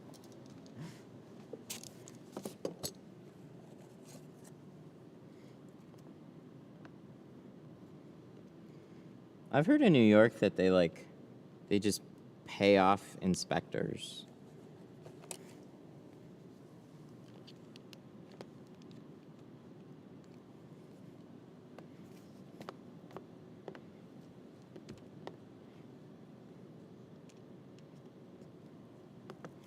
Why did they have to invent quarter windows?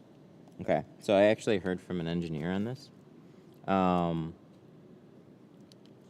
It's usually cost, but space is the other one. So it's a much easier window to design if all you have to do is roll down your window into this section of the door. If as soon as you have to do a longer window, that's what makes it harder, because you have other stuff in the door and it makes everything more expensive. So it's easier to just do a stubby door that rolls up and down and then have a quarter window to let a little bit more light, and that's just fixed.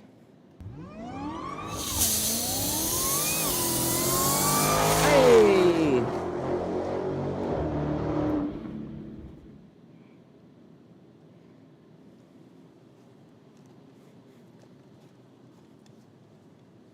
Christ with the 20, thank you. Thank you so much, I appreciate it. Just want to say thanks. I need to run an errand. I'm always thankful for your live streams. Maybe I'll stream, maybe I'll make it back before you end. If not, I'll see you in the next one. Thanks, man, I appreciate it. You have a good one. I think I just screwed up this quarter window, too. I think it got crunched. That corner, right? We were talking about this earlier. That top corner is always the hardest. So let me see. If you don't get that in perfectly, sometimes it'll get crunched. Oh, it's not crunched. It was just pushed. Oh, heck yeah. I think we saved it with this. That's cool. I like the flexibility of this. This is awesome. So what's nice about this is that you can basically put it down at a flat angle, but still hold the cart away.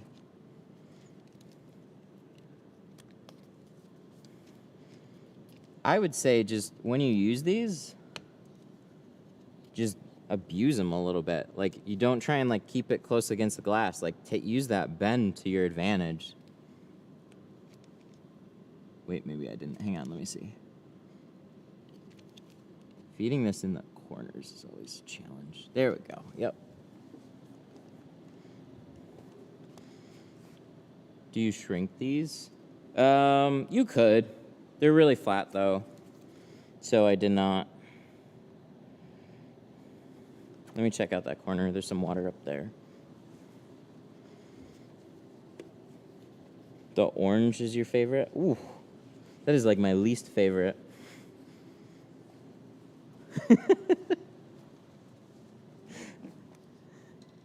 Everybody's got personal, that's the funny thing, is everybody's got their own preferences on it. That one to me is just too hard. I don't like how rigid that thing is, with that material. but I think it's funny that, like, that one's somebody's favorite. Because of course it is. All right, let me see. There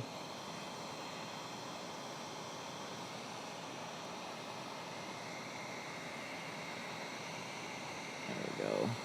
Shove that in there. I'm wondering if it's a little quick touch-up or not. Just trying to knock all the water out of it.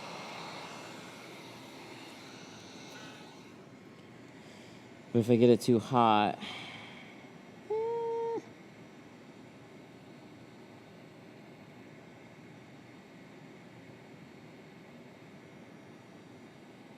Yeah. I think she's fine.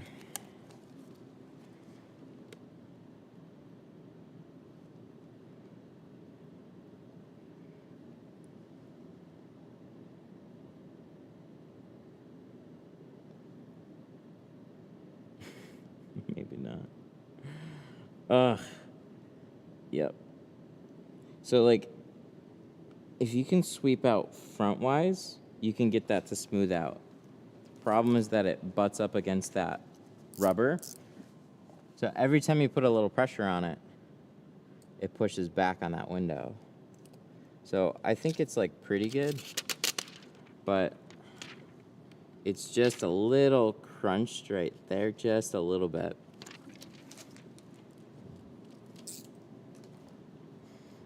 Orange is not so hard on 90-degree heat. That's a fair point.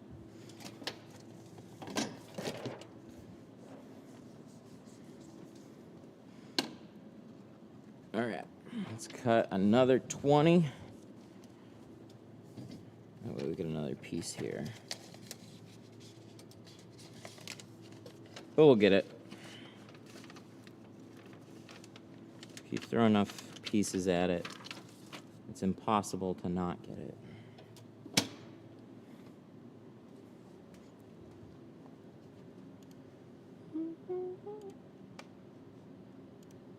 So let's back these ones out.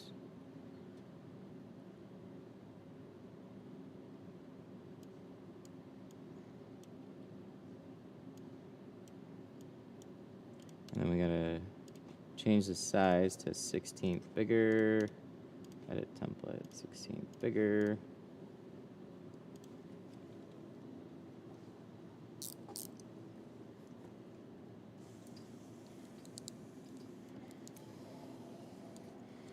The cutters you're using make the tint job easier and faster? Yeah, it depends. So, like, it's really about learning the quirks of the software that you have and the types of patterns that you get.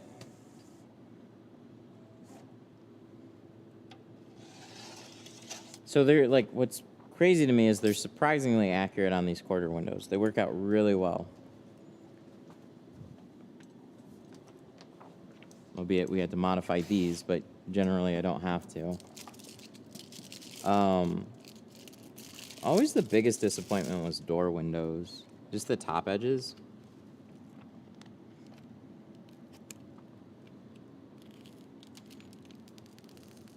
But anything that takes you a tedious amount of time to cut, Plotter's gonna help out with it way more. It's just, it's faster.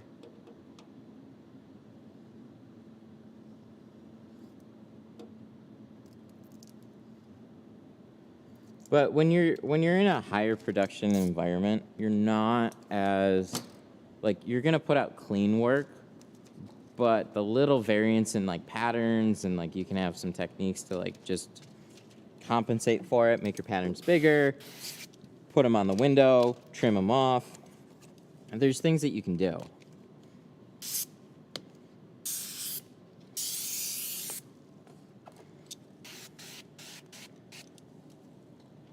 So if I'm tinting 10 cars in a day, yeah, we have a couple of people who are using a plotter. Plus, it's also much easier when you have if you got a new person helping out, teach them the basics of running a plotter, and then he is cutting all your doors and stuff for you. Cutting them, weeding them, right? Now you're able to get more done in a day. where if you are the person running the plotter, yeah, it can still go faster, but it's not going to be as dramatic. So if you're competent in hand cutting, it just then depends on the situation, right? Like if I'm doing a backlash on a truck and it's a 3-piece slider, it's going to be easier.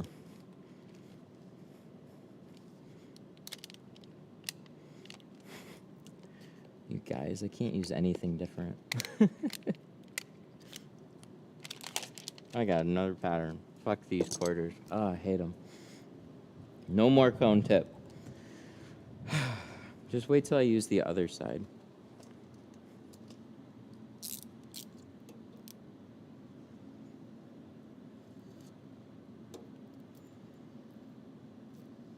I think that's the most, unless it's just a troll comment right now, I think that's the most surprising thing. If as soon as I use one different thing, I've all of a sudden abandoned everything else that I've ever used. If I pick up a different squeegee, it's like, it's not something I can just try. It's like, no, you are no longer using that other squeegee anymore. You are all about this squeegee. What happened?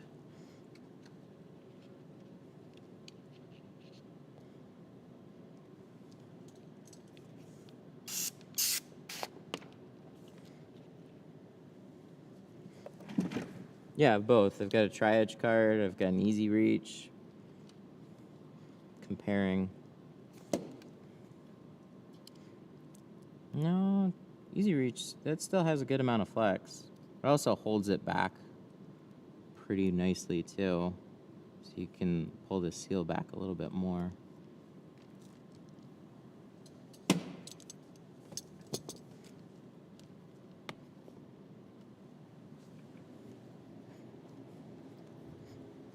Yay, we got it in place. Oh, that's perfect.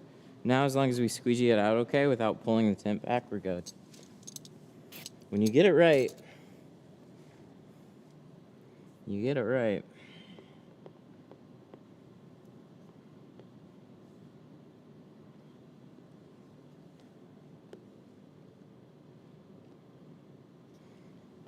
The blue frog? Blue frog's good too, yeah. Same problem with that material though. Like they all scratch. I was gonna get a hybrid, but I never seen why you switch squeegees. Oh, I've talked about it a whole bunch.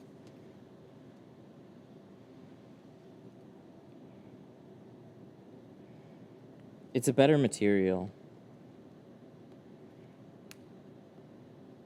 So they, like, I don't, maybe they'll do this. Maybe they're working on it. I don't know. But they really should just make the Orange Crush and the Flat Out with the same material. The Orange Crush, the Flat Out, those are more rubbery materials. They're still great squeegees. But this one is a little bit slicker.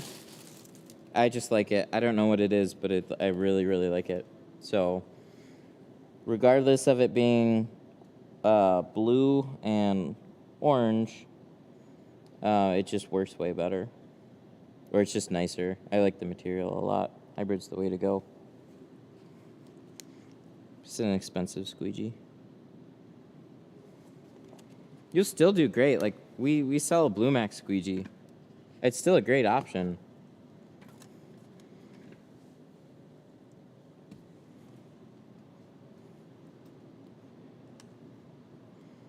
There's also, if you go to 313tint.com, if you scroll all the way down, you'll come across a blog post video that has exactly why I like the hybrid squeegee. I made a video about it. Oh, and check this shit out. Oh, what?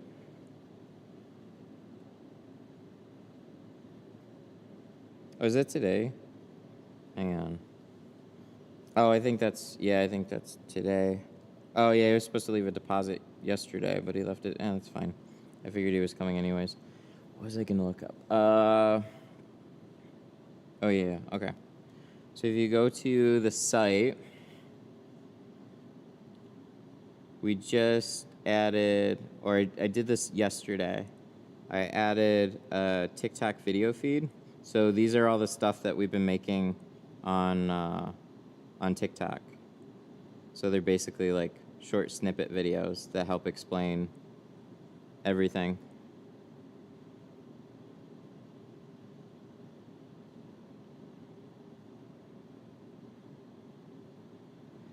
What I like about these videos is they're real short explanations on a lot of concepts and different things.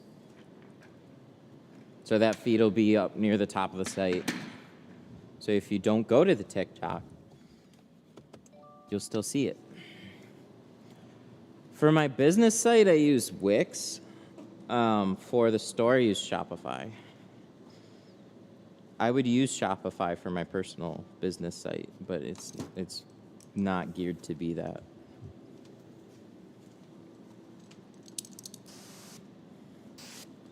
I'm gonna 100% cut these out on the plotter too. We got it dialed in. I'm just gonna keep going with it.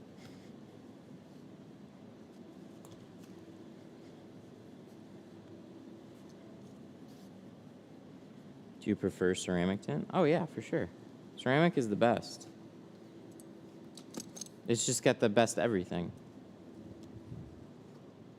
But you can still do any, like just a high quality dyed film will still look and be a great option. It's just if you, yeah, the best is ceramic, for sure. Because it's got the most benefits to it. That being heat. And you know what? I was saying this yesterday. So we picked up an Explorer. It's been untinted for a month. We just tinted it yesterday, just at least on the front for now. But even in the wintertime, I used to say like, you're not really going to notice it in the wintertime. No, we still notice it in the wintertime. The thing is, on a sunny day, you start your car gets warm, you sit in your car, and you're wearing a coat. So you like adjust your interior temperature, and then the sun beating through the glass makes you get hot. So then next thing you know, oh good, that's a drip on the outside. That freaked me out. I hate those. But you're still getting hot in the wintertime sitting in your car. So having ceramic on the glass, yeah, you like maintain the temperature that you want to be. Oh, it looks so much better. I'm glad I redid it. Good stuff. So all this is done, and then just let this dry. We got to do, what do we got to do? This back window, that's drying.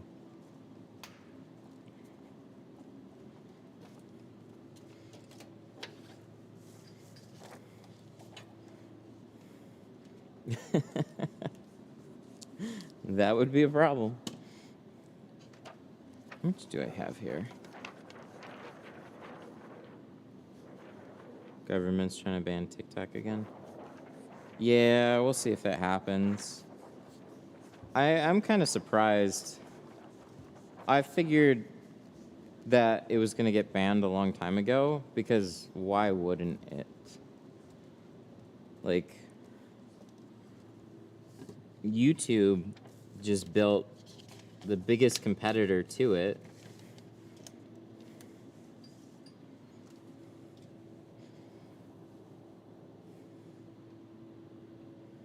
So why wouldn't, we should put this down here. Gives me a little more wiggle room. Oh, shit.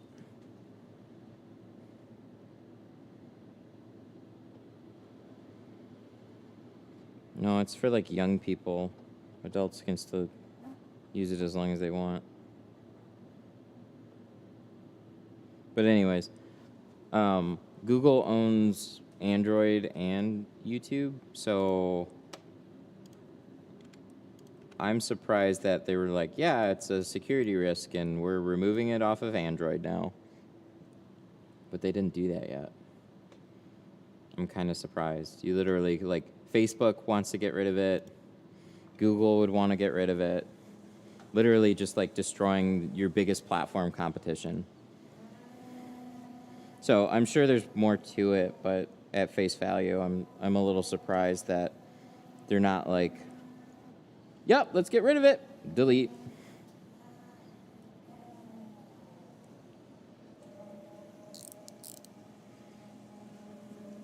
Oh yeah, TikTok, like, no joke, it collects an insane amount of data.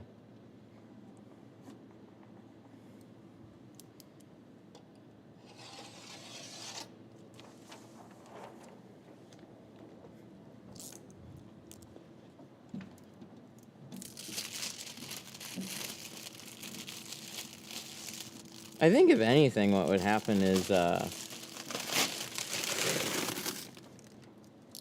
TikTok would get sold as an American company and then just be, quote unquote, an American product. And then there wouldn't be any more like banning talk. But yeah, it's like an insane data mining app. It's crazy. They, like, no joke, they farm a ton of data. That's kind of the point. Any free products, you're the product. That's just how it works.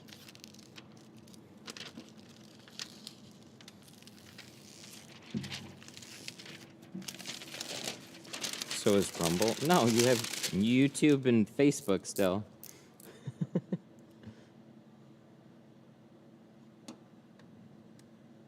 In order to take over, a platform has to do something very different.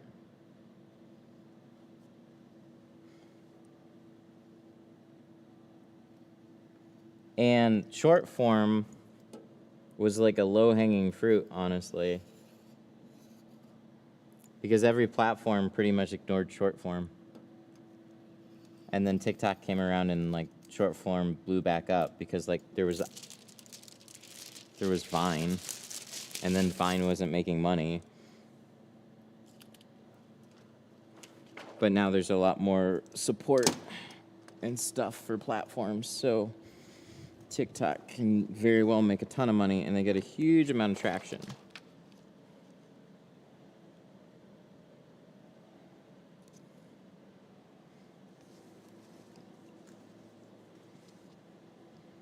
Well, I don't want it to go away now because now I'm making good TikTok videos, but at least I can post them as reels and shorts. So that's kind of been the awesome thing. When I make a YouTube video is not good for Facebook. YouTube video is not good for TikTok. It's horizontal. YouTube video is good for YouTube. That's about it. Short form video now.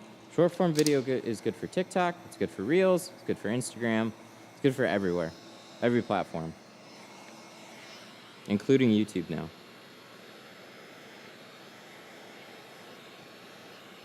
So it's kind of hard for me.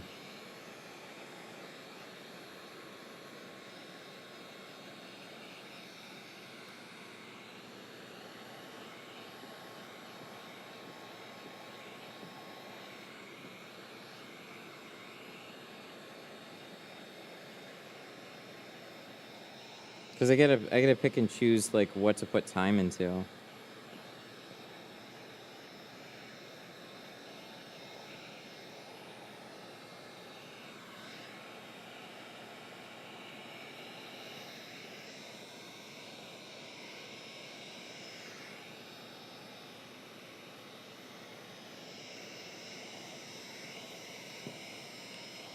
But no, Rumble is not going to be successful in the same way. They might... I don't know, like, hardly anything about them. But I saw some of their ads in, like, some other reaction YouTube videos. The problem is they are going as, like, oh, yeah, we don't have strict policies. Well, you need to make money. And the way you make money is advertising. And advertisers want to stay relatively PC friendly. So eventually, you're going to have to train your user base to be more PC friendly, and you're starting out at the other end of the spectrum. It's going to be it's not going to work. If it does, it's going to be incredibly challenging to do.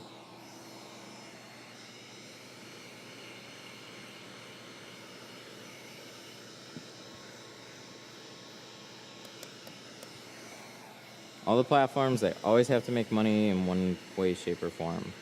And the most sustainable way that anybody can do is not through getting people to pay for it. Unless you're like Netflix or Hulu or Disney Plus.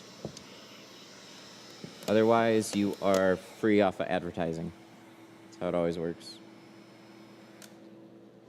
Hello, Tint Studio. How can I help you? Hey, how's it going? Hey, do you guys teach window tinting classes? Yeah, we do have classes. Okay. When do you offer them? And how much they go for? So the class is $1,600 for 3 days. I've got a web page that kind of goes over everything that's in the class and what's included. Have you come across the website? Let me see. Man, I was just looking it up. I believe I did. That's how I found you guys. 313tint.com. Tint Studio? Yeah, that's our home site for the shop, but all the class info is going to be on 313tint.com. Okay. Tint.com. Mm-hmm. Okay. And everything will be on there. Yeah, there's a lot of info. It goes over like when the classes are happening. So we just had one recently. We've got another one coming up in April, and then another one coming up after that in May. And so it's 3 days. It comes with all the tools that you see there pretty much. It's like full tint keg, tool belt, lots of goodies. And it's 3 days of all hands-on training. Okay, so it's like Friday, Saturday, Sunday? It'll be a Tuesday, Wednesday, Thursday. It goes from 9 a.m. to 4 p.m. Okay. All right. I thank you. I definitely appreciate you for that. Yeah, no problem. And if you have any questions, you can definitely call back. Just check that page out first, because that'll answer a bunch of them. Okay. All right. Thanks. I appreciate it. All right, you have a good one. That was surprising. I thought that was going to be a late day tint job.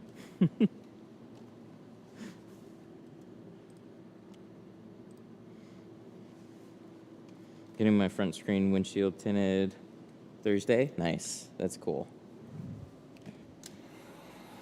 Have you heard of sputtered window film? Is it better than ceramic? No, sputtered is metallized. It's an older technology. So early on, dye wasn't as reliable. And so they came out with a metallized window film. And it was it's like a happy in between, I think, carbon and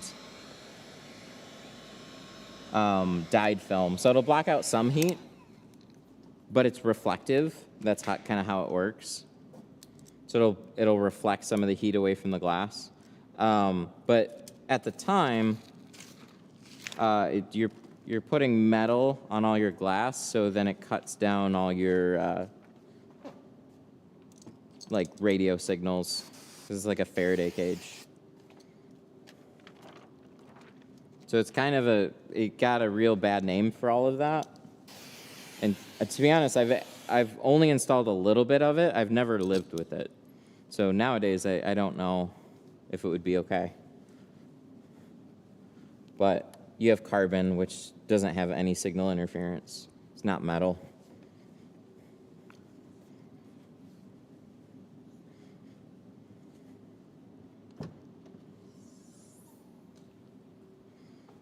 Is C2 better than Classic? Yes. C2's going to block out a little bit more heat. They're both very good films. So I sell Pro Classic, I sell C2, and I sell Pro Nano. Just depends on where your budget is.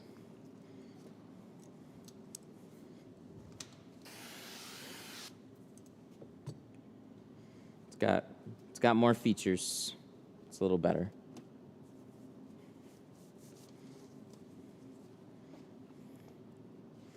Is Lexan better than Classic? No.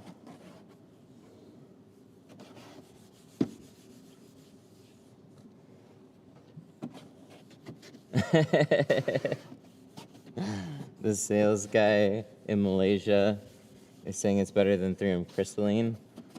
No, there's just not as much money over there. It's cheap. It's cheap to produce.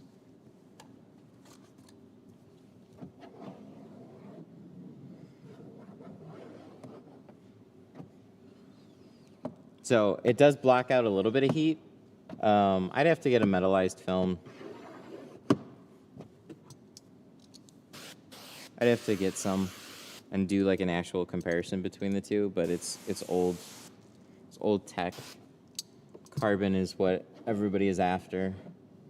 Carbon and ceramic. So metallized came before that, and then carbon films and ceramic films came out later.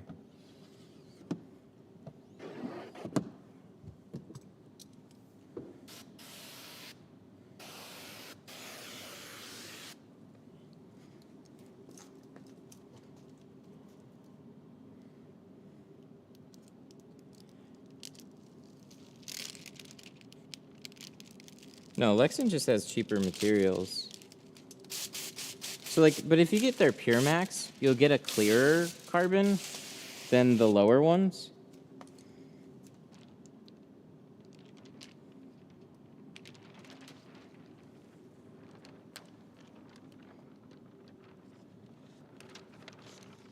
But with Lexan, it's about saving as much money as you can on a film. It's a decent bang for your buck, though.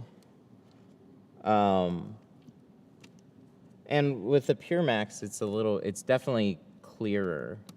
So it's not as bad as what I thought it would be. You would be fine. Depending on the type of shop that you want to be.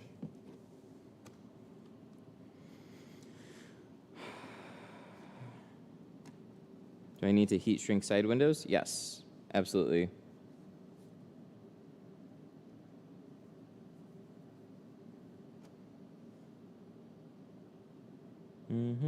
Yeah, so for carbon, they use carbon instead of dye. That's kind of like the trade-off. So, all right. So you have your polyester, so that's like the structure, and then you add like your materials to it, basically. You can dye that polyester.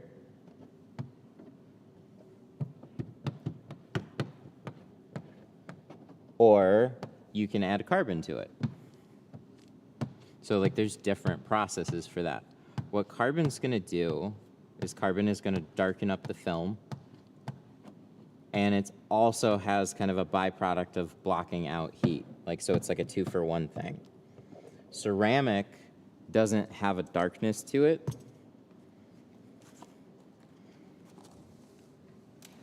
So with ceramic, you have to add dye to make it darker, or you have to add carbon to make it darker.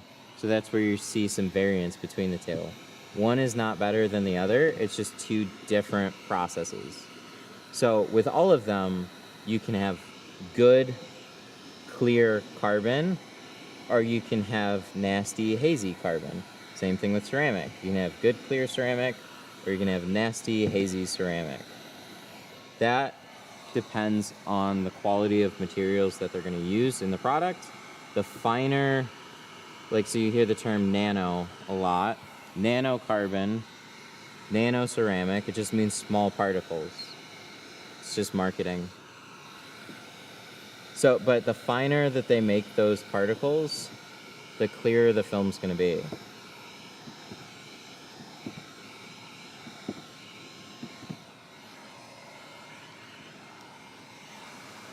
We have plastic polycarbonate windows in our race cars. Yeah, you can't tint them. You need something like blister free. You need something that, so those polycarbonate windows gas,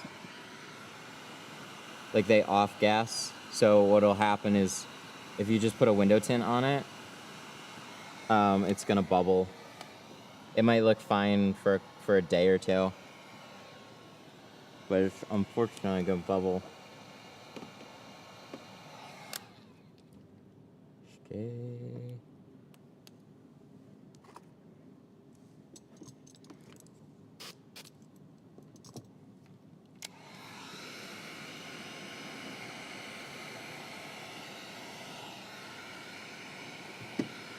Yay! Fix.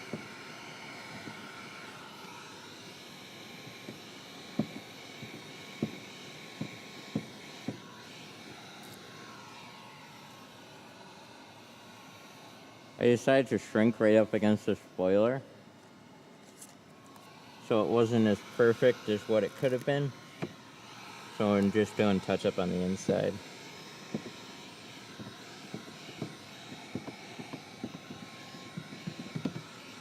Doesn't shrink as easily on the inside, though. That's always been annoying.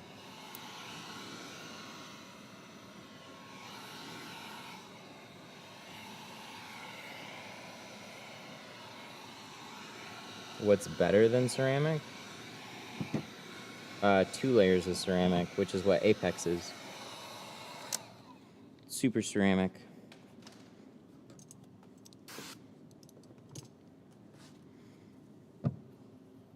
So now you have single layer ceramics and you have dual layer ceramics. It's literally like, look at it like a filter on your phone, right? When you put 2 layers, it's like double tinting your windows. It does more, blocks more heat. The trick is clarity. There's often a haze that comes with ceramic. So adding 2, like it's gotten really good. So when you add a second layer, they've generally been hazy. Until Geo just came out with a brand new ceramic dual layer Apex. Woo. Shit is beautiful. What about super carbon? See, if you just add more carbon, then the film gets dark. So you can't really make a super carbon. Plus, like a ceramic will block out as much heat as really dark carbon will, if not more. So like a 5% carbon is gonna block out a similar amount of heat to certain ceramics. The trick with ceramic is that you can stay lighter. You could do 20 and block out more heat. You could do 50, you could do 70, you could do 90. You could essentially have clear film that blocks out a ton of heat. Is 3M crystalline ceramic? Yeah, it's like a multi-layer ceramic process thing. It's very different. It's just like a different process from like the normal nanocarbons and nanoceramics. I would love to have a sheet just to do a comparison with, because I've seen it in person. It's a different shrinking process too. You don't just take a heat gun and heat it from the inside edges outwards. You start at the outside edges and you shrink inwards. So it's not just like picking up a more expensive film, blocking out more heat, and like, oh yeah, this is fine. Like you need to do a little bit of learning on that stuff. And it's like $1,000 a roll. It's like grossly overpriced.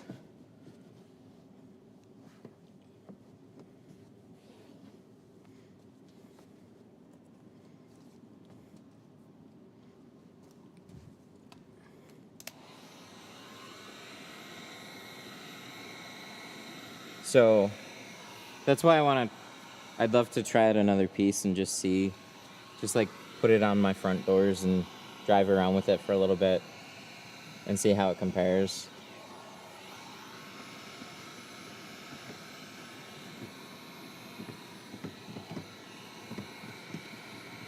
Would be fun.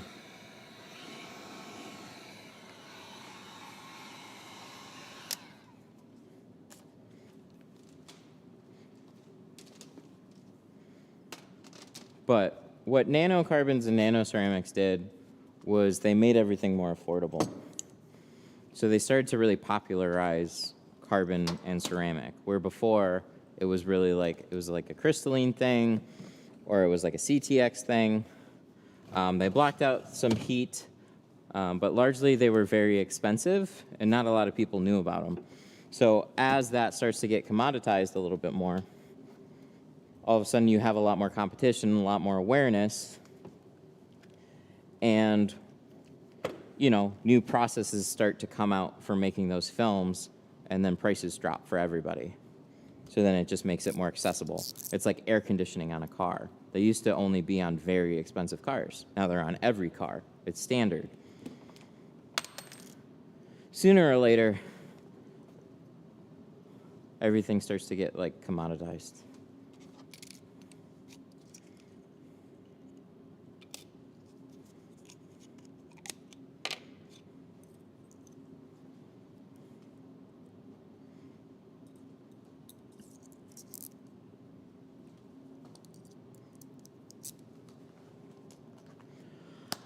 Okay, we got some rear quarters to do. Let me cut these out.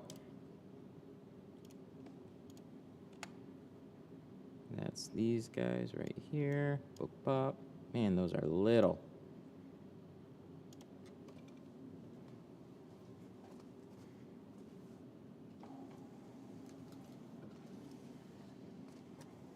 Yep, just enough to do it. Good deal.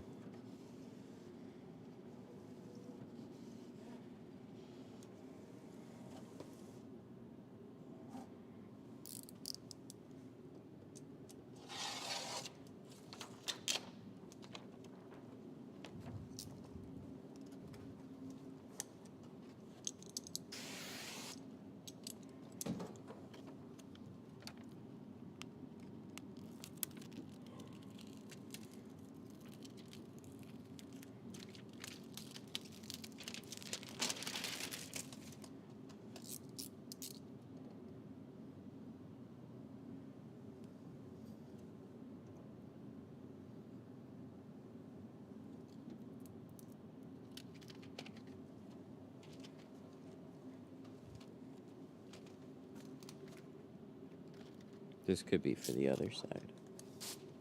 This is probably for the other side. This way? Aha, that'll do it.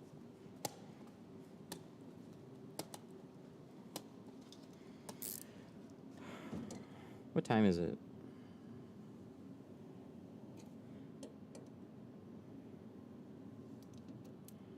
Planned enough time for this one.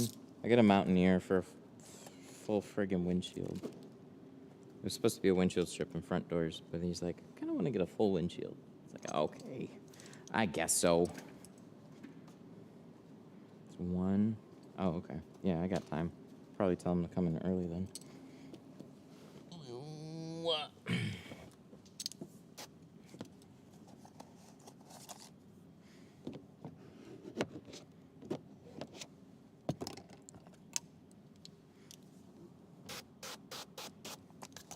You guys are catching on.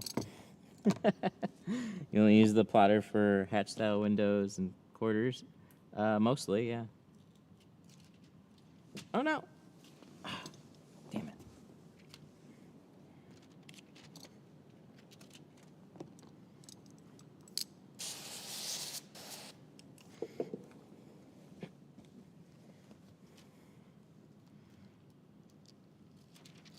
The plotter is really good at cutting those out, and it can be really good at doing doors. But doing doors is a little more complicated. Top edges isn't just the fault of the patterns, it also has to do with the glass. So there'll be a little variance from window to window as far as that specific piece of glass has been like rounded to a certain size, But if you try and line up one edge to the next, on some of them, there'll be a little bit of difference. I really saw that on chargers. Like if you get an aftermarket charger window, whew, you can have some real ugly, wavy top edges on aftermarket charger windows. So even factory ones can be inconsistent. They're not all the same. Just like panel gaps and stuff. Like for whatever reason, like there's just variances there. Hello, Tint Studio, how can I help you? Is it the Decoration Studio? Yeah. I wanted to call and see if I can get a quote on my car. Yeah, sure. What kind of vehicle? It's a 2003 BMW 530i. Okay. Did you want to do everything with the windshield or without the windshield? Yeah, so I wanted to get 5% all around, and what's the lowest you do on the windshield? 30, right? 35, yeah. Yeah, that's what I would like to do. Okay. Has it been tinted before? No, it's the car's completely stock, and the windows are like it's like a fishbowl. Okay. Just making sure there hadn't been tint on it before. Yeah, so that falls in the standard pricing. So we have a couple of different options just depending on the film type that you want to go with. We offer high quality dyed films, carbon, and ceramic. So starting on that one would be $450 for all the sides and the rear, including the windshield. That would be the absolute cheapest one. Yeah, that's where we start at. With the full windshield, I'm going to be spending about 4 hours on that car. Wow, 4 hours? Mm-hmm. Wow, that's a long time. That's right. Yeah. So, what would be the full price to do everything? Everything out the door started at $450. That's with the standard film. The carbon would be $550, and the ceramic would be $700. Okay. Just the standard one. How long would that usually last for, you think? So they all come with lifetime warranties. The biggest benefit of upgrading to a different film is primarily going to be heat rejection. So it's still going to basically last indefinitely on the car. So as long as you own the car, it's covered under warranty. All right, cool. All right, awesome. Let me give you guys a call back in a few minutes then. Okay, no problem. Just let us know if you want to schedule. Awesome, thank you. Have a good one.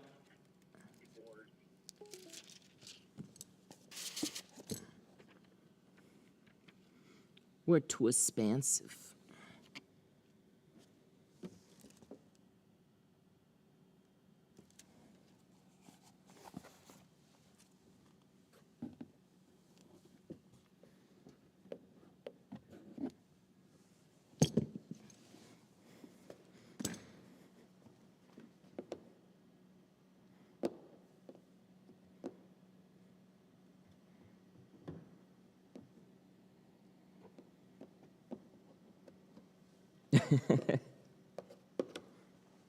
That's right. Yeah, full car with a windshield. We might stream it. Yeah.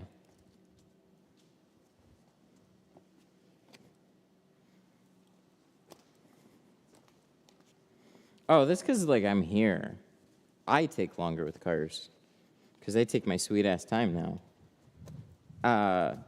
Like, regular shop, I would aim for getting all the sides and the rear done within an hour and a half, and then an extra half an hour for the windshield.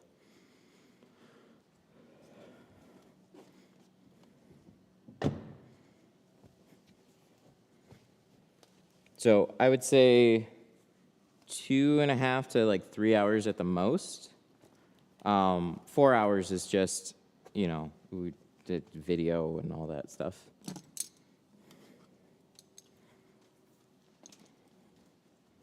What's the secret to tight seals? Cut your sides and the bottom a little slimmer. So you only need to tuck it in as far as the seal's just a little bit wider so you don't have any gaps. That'll help.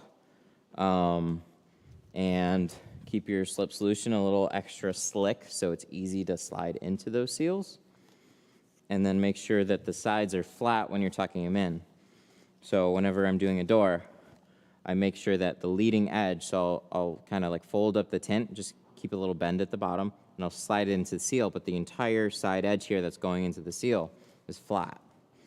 There's no like buckles or anything there, because as soon as it starts to lift, you're gonna like lose a little structure and it's not gonna slide into a tight seal. You can also wiggle it up and down a little bit, keep a little like jitter that'll help keep it from sticking depending on the film that you're using.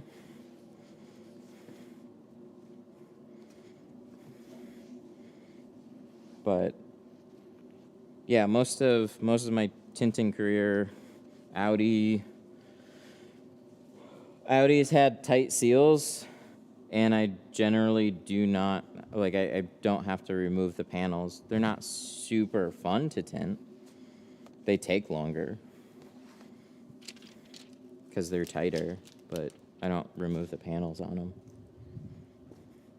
Mostly because I don't know how. Like, I just haven't taken that time. I learned how to tint this way, and so whenever I run into that situation, I'm just able to make it work. So that I've just been able to make it work for as long as I've been tinting. But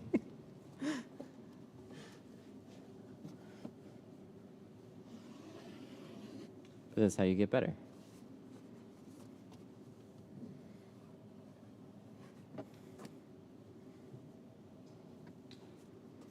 That's cool.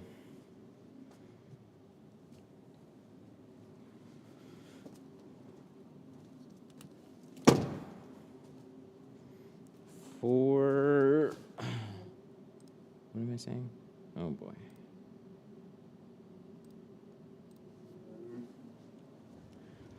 Yeah, we're almost done on this one. Just a little bit more touch up.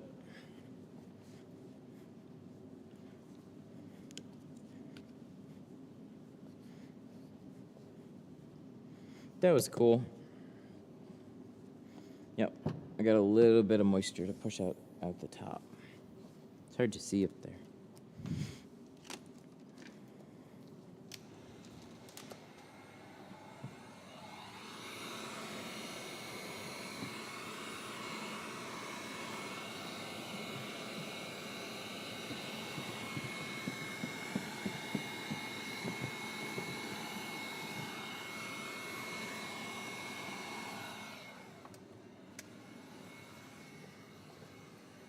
Yeah.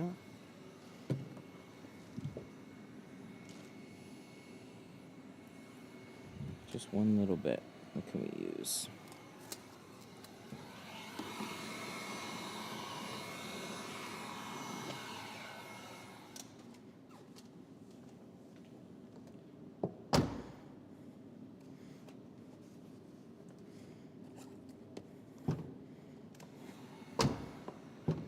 Yeah, the way I really got fast was I worked for other people that didn't give me time.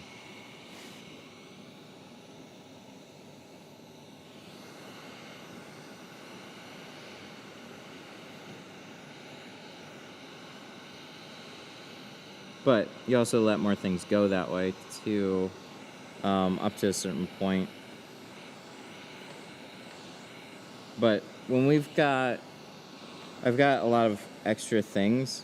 So when I'm in the back and all I have is window tint in my way, and I don't have to answer phones, I don't have to respond to comments, I don't have a live stream going on. Like, there's just a lot more out of my way, so I can just focus on the work, put on some music or a video, and just focus on that. So these always take longer.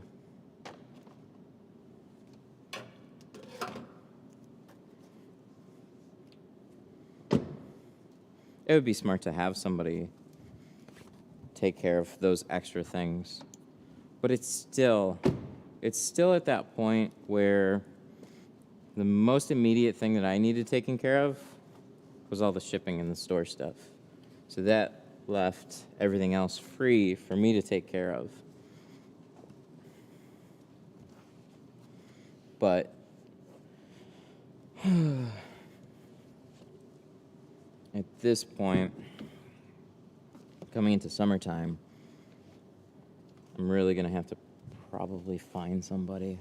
I don't have an exact plan yet because they don't really focus on it.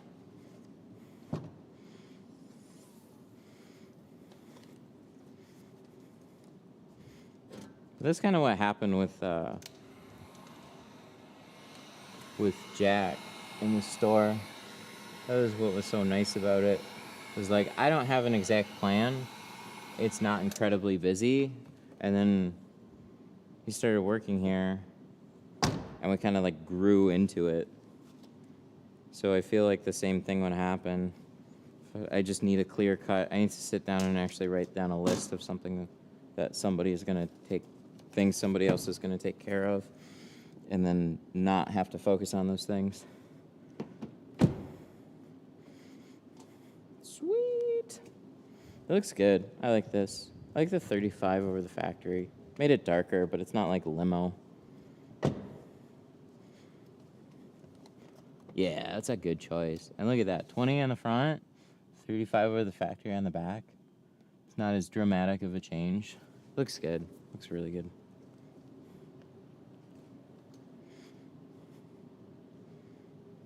Sick.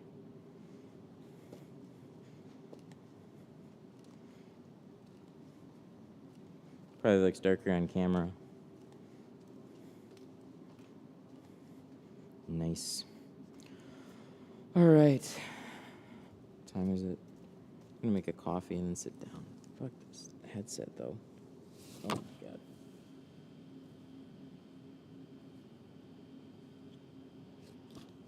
Can't put this back on now.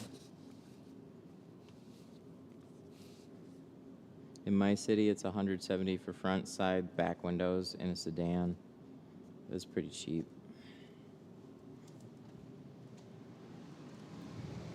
So what we started out at Auto Tint City was like $170 for a full car. It was over in Dearborn Heights.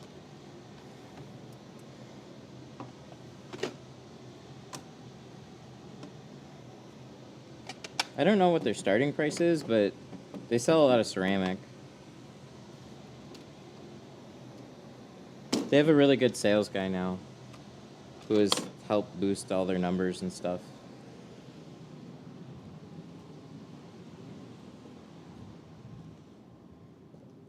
So I think their starting is over 200 now, like probably like 220, 250. I should ask. I haven't asked in a long time.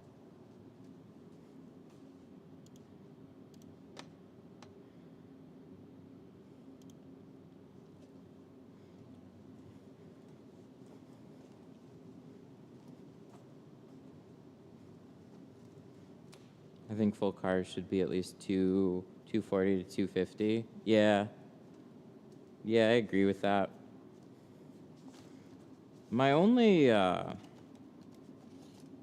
thing that I don't know is like population. So out in like here in Metro Detroit, like we just got a big we got lots of people. So that means lots more competition.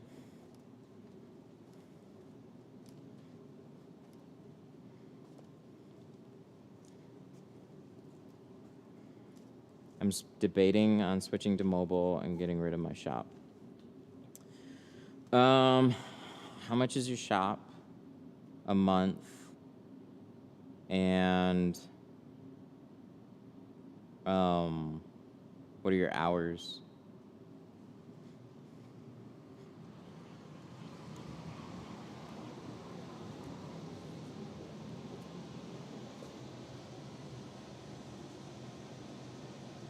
I mean, you have a shop, so you've definitely thought about it.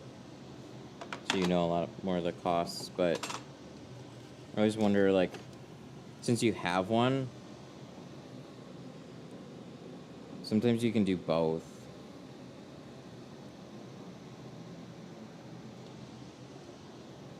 You can treat your shop like a mobile account, which is what I did. So I'd never bound myself to being here all day, every day. Just because my hours say they're from like 10 o'clock to 5 does not mean I stay here 10 o'clock to 5. I am appointment only. And if you come here when I'm not here, just call. We'll schedule an appointment. Sorry, I'm not here. I'm out doing stuff. So I did the same thing with like mobile accounts. I had this place. I was working on building it up. And I would still go to the glass shop, at least 1 or 2 days a week? I forgot. I was doing 2 days a week and then probably cut it down to 1 day a week. But I might have been going on Tuesdays and Fridays in the beginning. And then I treated this place like a mobile account. So I was more than familiar with going from shop to shop. And then what the best is funneling people to a certain day and kind of group around a certain time. So like for our mobile accounts, they couldn't just call us any time of day and have us come on out and tint a car. It's not worth the time.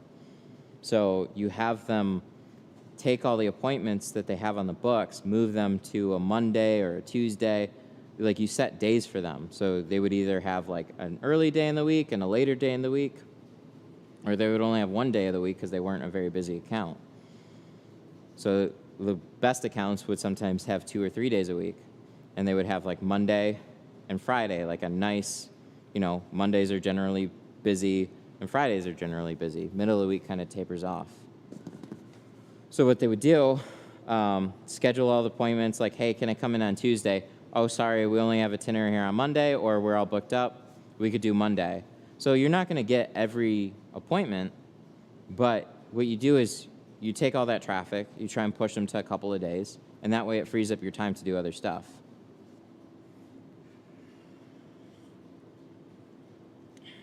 I pay $2K for my shop. I'm open Monday to Friday, 10 a.m. to 5, Saturday, 11 to 4. See, that's not super expensive. So what you got to weigh is like, is the extra $2K plus utilities worth letting go? Because a van, gas, that's going to add that amount of cost back to your overhead. 100%. 2K, like, it's not. It really, I used to be scared of a 2K a month payment. It's not a lot in terms of a business. It really isn't. So what I would say is see what days that you can funnel to your own shop, and then just do mobile on certain days of the week, and then take all the appointments and funnel them to the rest of the week. So then you can see if your mobile is going to make sense. And then maybe it's something that you actually have to do, but in the meantime, it's definitely worth hanging on to.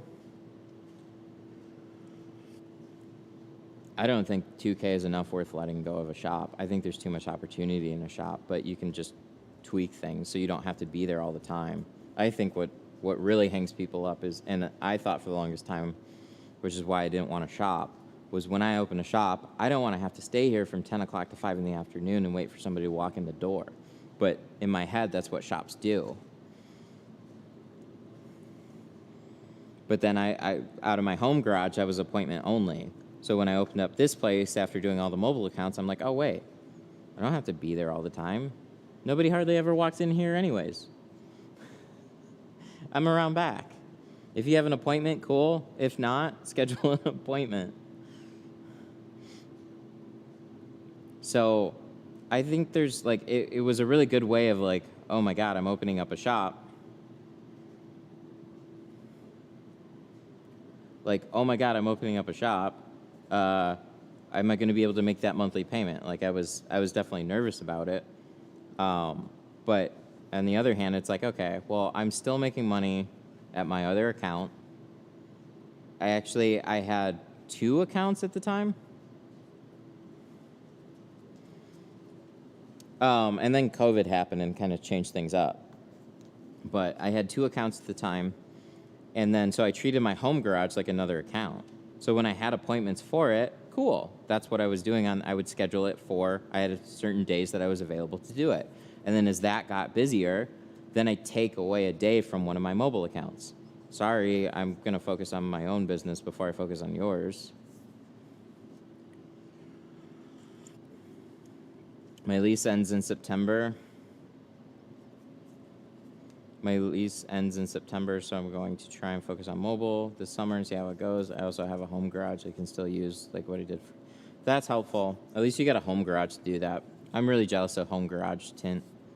I love doing it out of my home garage. The city didn't like it. That's why I had to drag my ass out of bed this morning and come here. That's the only way I show up on time. Actually, I'm a lot better about it now. But in the beginning, if I didn't have an appointment, shit, I'm not coming in. I'm not getting there in the morning and do what? I can do everything from home.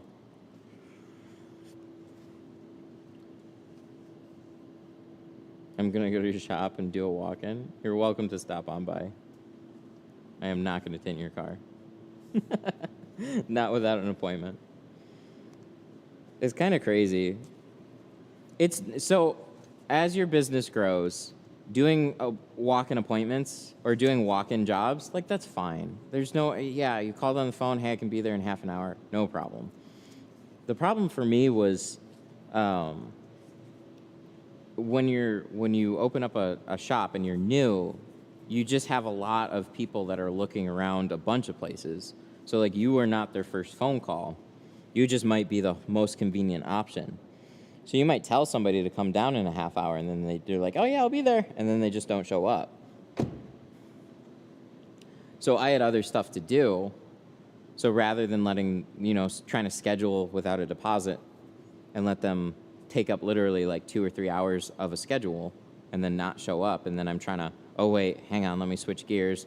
I got to go do these other things now. But I was already here ahead of time, standing around waiting for them to show up, and then they just didn't. That was really frustrating. So I switched to deposits and appointments only. But I do other stuff too. Any tips on land contracts for mobile? What's a land contract?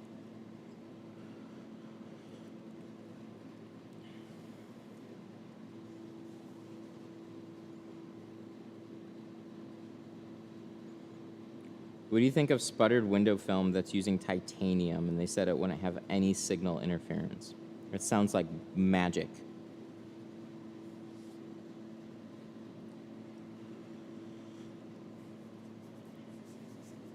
I say, get a sample.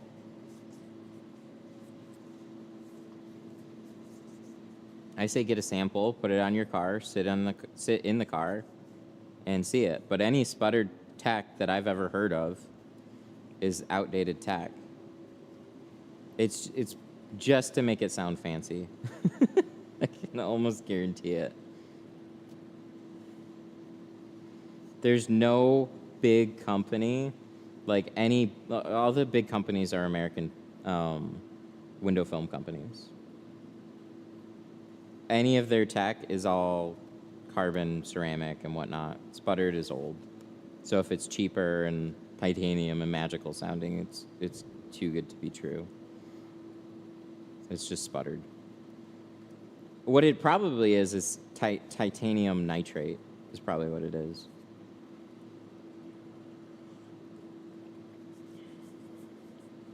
Any tips on how to land? Oh, landing contracts for mobile. So like, where are you trying to? What mobile contracts are you trying to get? Like, who are you trying to tint for?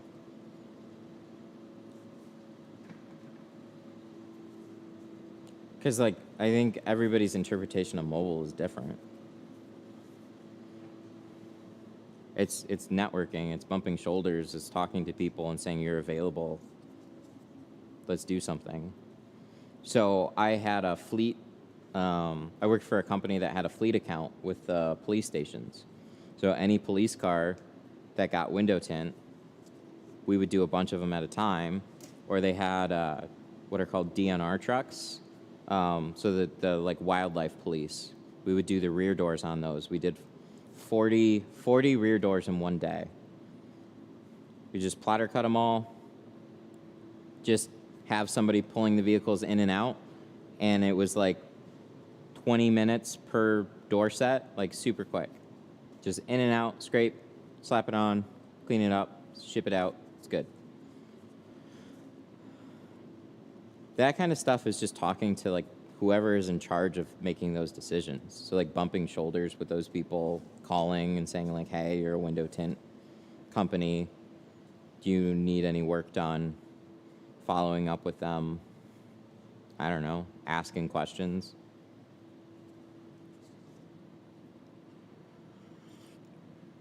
Most of that type of business is so like, I know a guy that can handle it, or we know a company that can handle it. So then we just call that company. Like on a lot of them, there generally is not like, at least the ones I've seen, they didn't have any written agreements. It's not that professional. It's literally like, hey, we got a bunch of trucks for you to do. Okay, this is how much I'm going to bill you for it. Okay, sounds great. Sweet. So just start hustling that kind of stuff. They don't know you exist.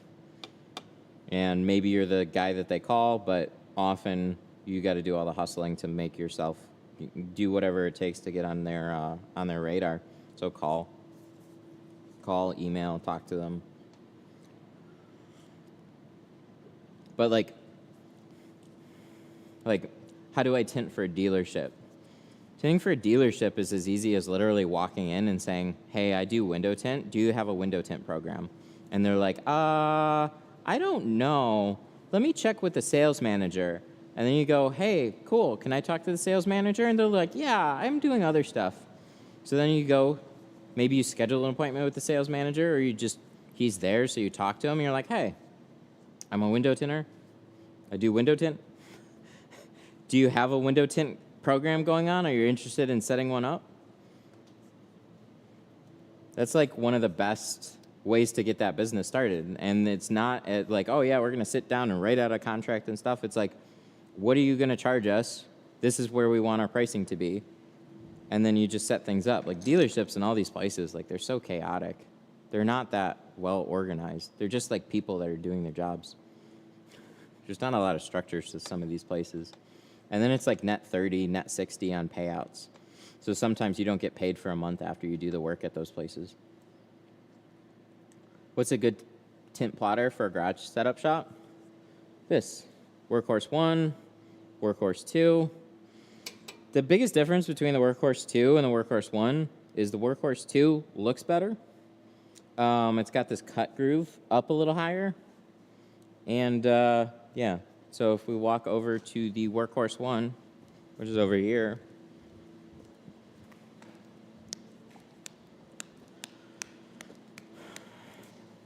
so far. So that's this guy. This machine's great. It just doesn't look as cool. That cut groove is down here, which is slightly annoying. It's got a few less rollers, which you only need one roller at each side. Yeah, this machine was great. 5-year warranty on parts. Cuts out patterns identical to that thing over there. They're both good machines. Plotter Depot.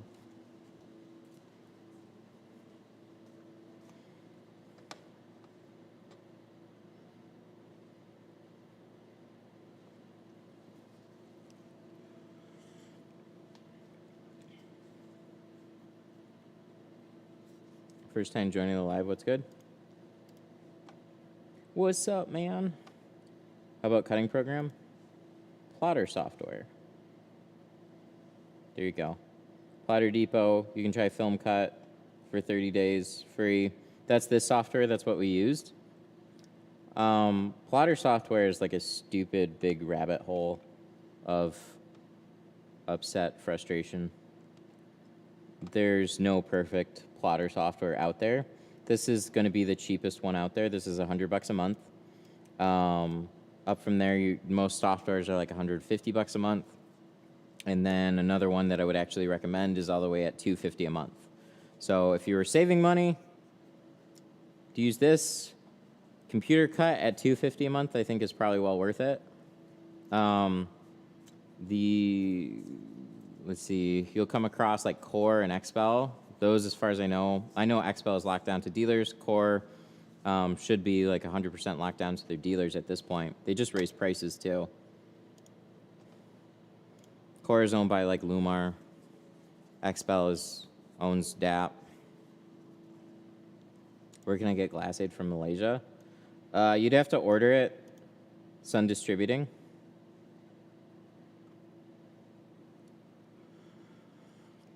$150 150 to $250 a month. What the F, bro? You're talking about business software. All right, let me explain.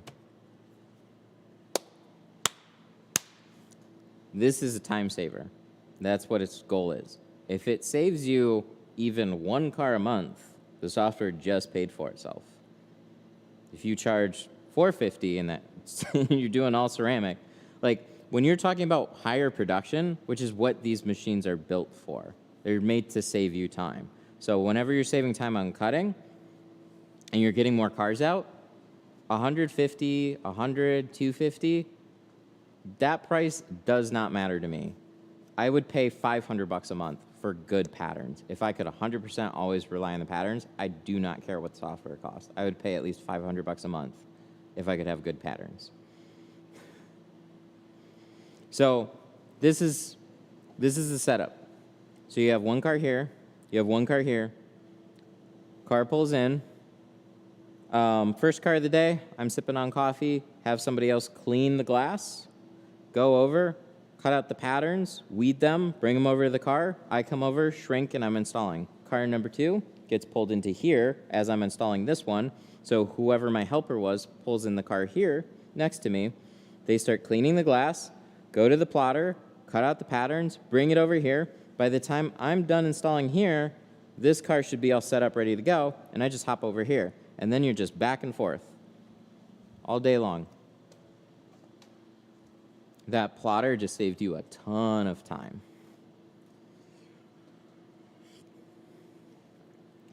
But when you're an individual and you're like, I want to just make this one car easier to tint, you're not getting the real value of these machines. It can help you make your life easier, but it's not really saving you a lot of time, so then it's an extra expense. So it's more about higher production. Do you like film and vinyl designs? No, not the last time I looked at it. I think they have a free trial, though. I would check. See if you can try it for 30 days. Don't take my opinion for it. Always see if you can try it out. What takes more skill, hand cutting or using the plotter? Hand cutting is going to take more skill, but plotters still take a level of skill. It's not just turn on the machine and cut out my patterns and everything's fine. You have to fine tune it to cut right, and then you have to, it's trial and error between your patterns. So not every pattern is going to fit perfectly on every car. So when I do a set of doors on an F-150, I'm going to get a lot of F-150s. So if I need to make the pattern slightly bigger in my software, then I know to do that after I mess up the first set, and then I can remember that for the next ones. Ideally, they work 100% perfectly for every car, but that's never the case.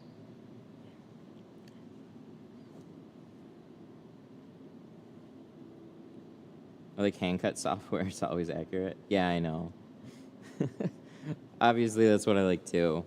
But when you get to... So these doors, I'm going to take the biggest gamble on using a plotter for those. But they should be fine enough. I just like to get my top edges, like, real tight. And especially when I'm charging what I'm charging and I'm taking the time, like, it's part of the whole thing. But for the quarter windows, it's much more tedious to make these perfect cuts all around the edges and getting them just right. And then for these ones, you're either putting glass aid or you're shining a light, making the cuts around here. And then when you're talking about this one, you got the spoiler up in the way. So I can put glass aid around this whole thing. I can take my time. I can cut that all out. I can do it. But this spoiler butts up really close on this one, more so than my Blazer did. So it's just easier to cut. You can cut these out. You can cut these out at the same time, those at the same time. Like, you can cut all your quarters in one go, and that's way faster than me sitting here doing this on each car. And the thing about the quarter windows and the back glass is that it's a nice uniform edge all the way around. There's no variance in it, as long as all your gaps are covered. Hand cut, computer cut. Shit, the edge on a computer cut's probably going to be a little cleaner. I always have trouble shifting the film. It's either too big or too small. How do you know how much to shift it? You just want to make sure that you have a little gap on both sides. So just make sure you have an overlap. Let's not use a black card on a black pillar. Let's do a green one. So you just need a little overlap on both sides. Quarter, like an 1/8 of an inch overlap. Just stick to that. So just make sure there's a little overlap on both sides. Don't try and guess how far it needs to be. The goal is just to make it big enough to cover your gaps. So as long as you're a little bit wider, you could even be smaller than that. It's just you don't have as much wiggle room when you're lining up your pattern.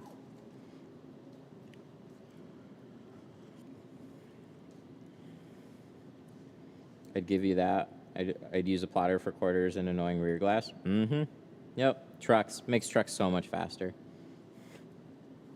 4 doors, and then you've got that slider. I sit there tediously trying to hand cut those. I would move it way over. No. Yeah, I'd see a lot of students do that. You don't need to. So you can open up your door. You can check on the inside. This is how much room you have to work with. So like you stick this card in there, and I've got, my seal is this deep. I don't need to go that deep. I could go this deep. I could go this just little bits or a little bit more. So pay attention to the inside. It's always going to be a little offset from the outside too. They generally don't match up perfectly. But so you take that card, you slide it in, and then you hit like the side of the glass. So really, I only need to be, sorry, I have my coffee in my hand. I only need to be like that far into my seals. That's going to make everything easier. Just make sure your gaps are covered. You're not tinting the edge of the window. Nobody can see that.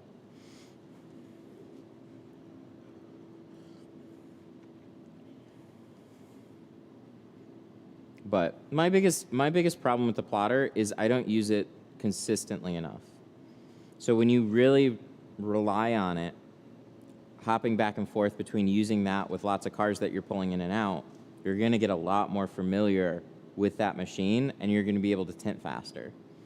Using it for occasional quarter windows and stuff like that doesn't really help me learn a ton of different cars, doesn't let me experiment with roll-down windows. But the way that I do things here is just different from the way I do them in a regular shop. I just take longer. I take longer because I like to make videos, do the live streams, and then I have other things to take care of.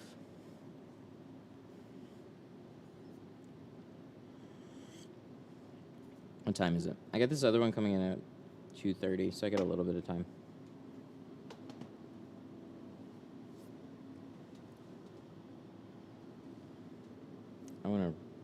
I gotta go buy a new microphone today.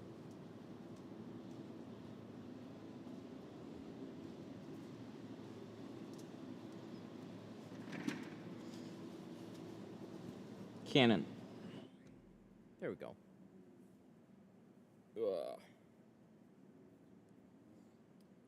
Maybe once and for all, I'll actually adjust this head strap so it fits right. I feel like I do, and then it doesn't work out that way. So sick of this weather. Yeah, it definitely kicked in pretty hard in March. This is like the coldest it's been like all winter, pretty much. That makes it bigger. That makes it smaller. Maybe we should tighten these up too. Yeah, our winters have gotten really weird too. We used to have like a lot more snow, and we just don't have as much snow anymore. So it's like we get like flurries and stuff, and like we've had a handful of days where there's snow, but then it warms up and it all melts really fast, so. See that? See how it does that sideways things and it starts falling? It's really annoying. It's hot like a week ago. Yeah, this morning. Oh my God, it's supposed to get warmer tomorrow, but yeah, freezing wind It's stupid cold. Ooh, it was a chilly morning today. Maybe the side ones. Maybe if I tighten up the sides, that'll help. I've always tightened up the top. That's maybe a little better. It's just dumb. Drives me nuts. I gotta get another microphone, though. I got Marco coming. It'd be good to have 2 of the small mics, so I finally have an excuse to go buy the Rode system.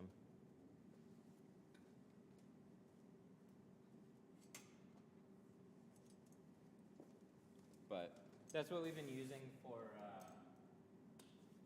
We've been using the Rode system for all the TikTok videos, too. All those have been... I haven't hardly even touched my camera.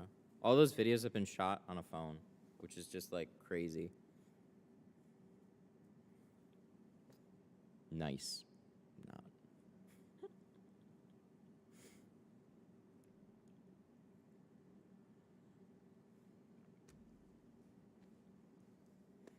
Where is my phone? Oh, let me go grab it.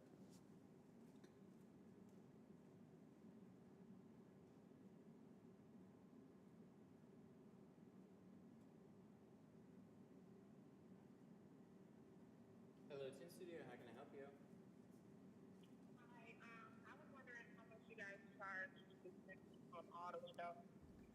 What kind of vehicle? A Malibu. Malibu, everything without the windshield is going to start at $290. With the windshield, it's going to start at $450. Okay, you said windshield is what? With the windshield is $450. Okay, all right, thank you. Have a good one.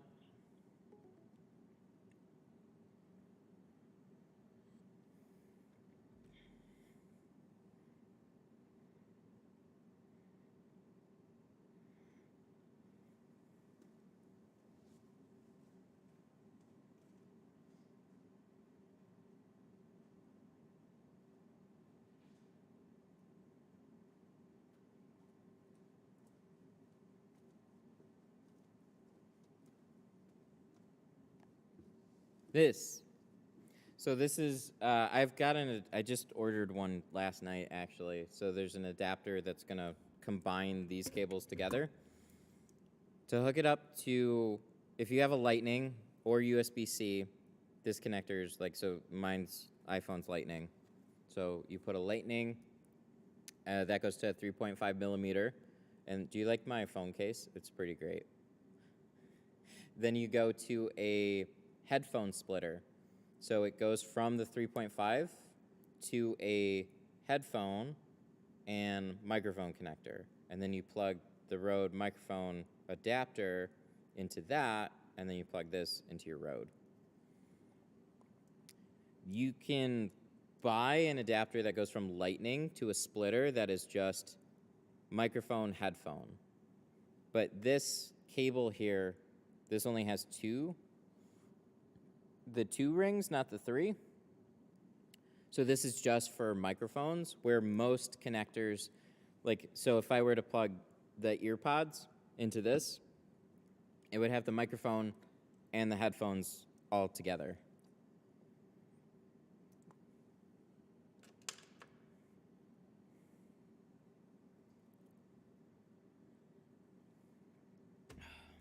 Is a Crosstrek done? It is. Crosstrek is all set. I've been using TV film from Amazon to practice, but it sucks. What do you recommend? T-View. It's not that bad. It's just hard to learn how to tint. I even made I made a TikTok video. Yes, largely, Amazon is always like mystery quality. You never know exactly what you're getting until you actually try it. So I actually bought T-View, because that is like the most requested Amazon film. And yeah, it's fine for practice. I'll show you. I have a roll of it. Oh, here. I'm going to go on my website because I just put the thing. Ha! All right, let's go to desktop. Okay. Okay. So that would be This one.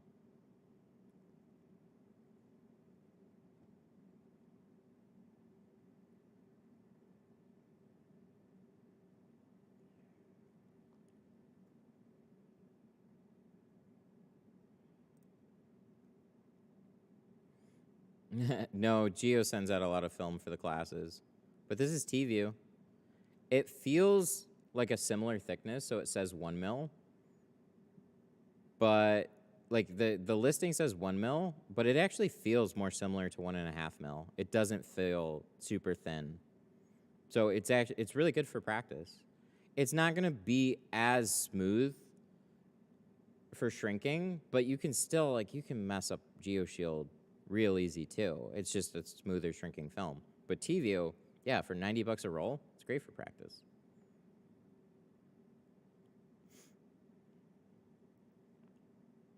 How's the haze on the Apex film? It's non-existent on the new 2 mil Apex. It's beautiful.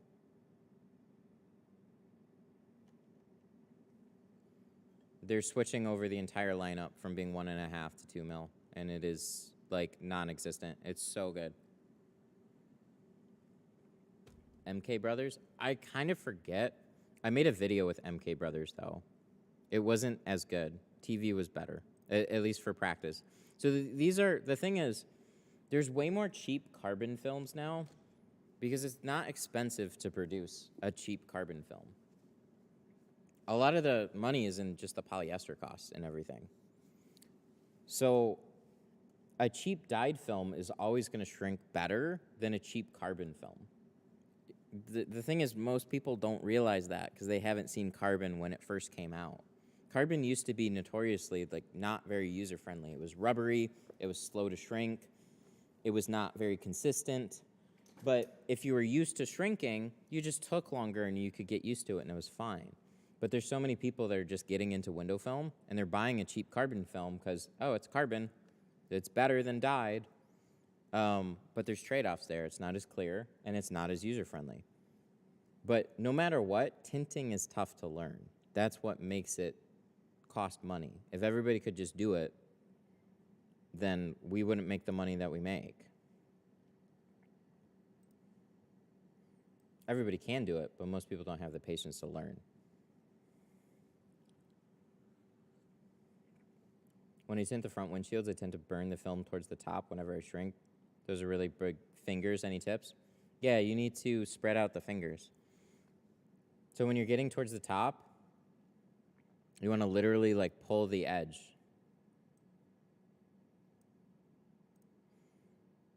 So when you get to that top corner, you can literally like pull it a little bit. That'll flatten it out, and you put some heat on it. I've got lots of shrinking videos on the channel. Binge watch all the shrinking videos on the channel.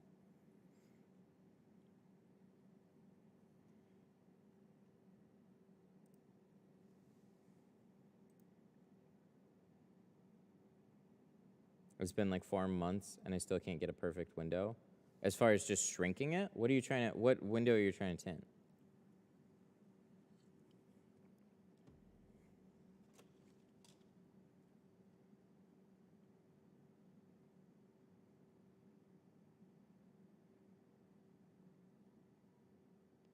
Oh, I got more TikToks than that. It shows like the last 14. Oh, maybe you can up that. Have you tried Armelin? No. No, I'm never going to be able to try all the different film brands. There's too many. They have to like stand out in some way, shape, or form. They can't be average. They either have to be like really cheap, really asked about, or like windshields, I can never shrink it right. I never know what I'm doing wrong. So it's just looking for the right things.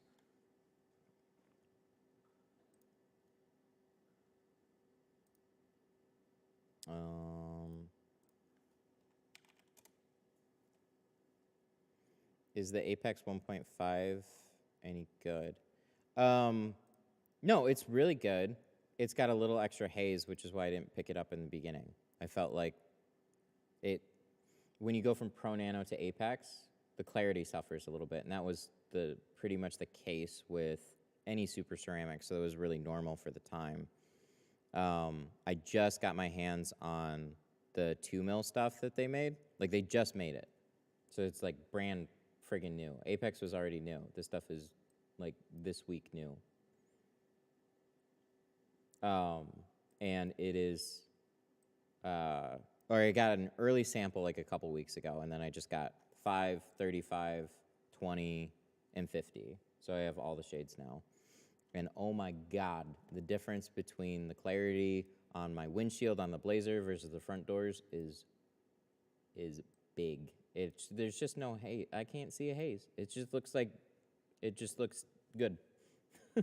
It's super good. Let's see. Yeah, like videos. If you ever like have this. trouble shrinking window tint in the corners, believe it or not, it might not actually be your recommending films like this in particular. A cheap carbon film. I've got so many good which shrinking sounds videos like this. good, right? You save some money. Something to point out is I'm pulling the film straight from where I'm shrinking it. So I'm just pulling it this direction. All I'm trying to do is fan it out. You get that carbon technology in it. So whenever it's kind of like ballooned off the glass like that, that's what I'm looking for. It's like nice and flat. So then you're putting an even amount of heat. All you're waiting for is the film to turn into these little beach waves here. Make sure that the side is anchored down. So this side edge has to lay flat on the glass. All your shrinking is going to be from here over to halfway. Just shrink it till it smooths out sideways, and then sweep those waves in the direction that they were going if it was a beach. So these, like if they were going into shore, they would literally be traveling in this direction. These are slightly angled, so I'm going to push them slightly over that way. Never push past where you've already shrunk. So if I've only shrunk a little bit up here, like watch, I'll shrink, it's laying down, I'll shrink, it's laying down, it's settling. So if I stop shrinking here, we'll probably stop in just a second. Yep. So this is nice and smooth here. I'm going to push this up to where it's bunched up, and I'm not going to push any more past that. And I'm going to keep on shrinking. And I just kind of do little bit by little bit. You can do less than that. You can do like just a one line, press it down, another line, press it down, just little bits at a time. And then with the top corners, it's always good to readjust your top corner. This is such a good video, though. I made a bunch of videos like this. So I'm pulling it, I'm fanning out the tint, I'm shrinking it a little bit at a time.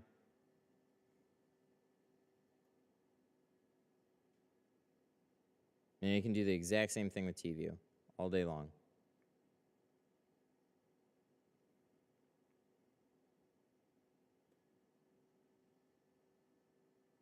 How you avoid, can you reword that? I don't understand. How do you avoid to break film when shrinking in that situation?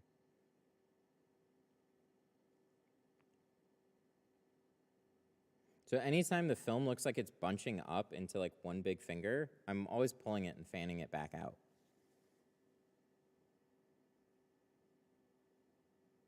But that's why the classes have been helpful, because I try and explain this as much as I can on video, and it just seems like whatever I'm saying, however I'm filming it, I don't know, it doesn't always come across. It's different. It is, everybody says it's different in person, but I try and explain it as thoroughly as I can. This is on a charger, too. I forgot this was on a charger.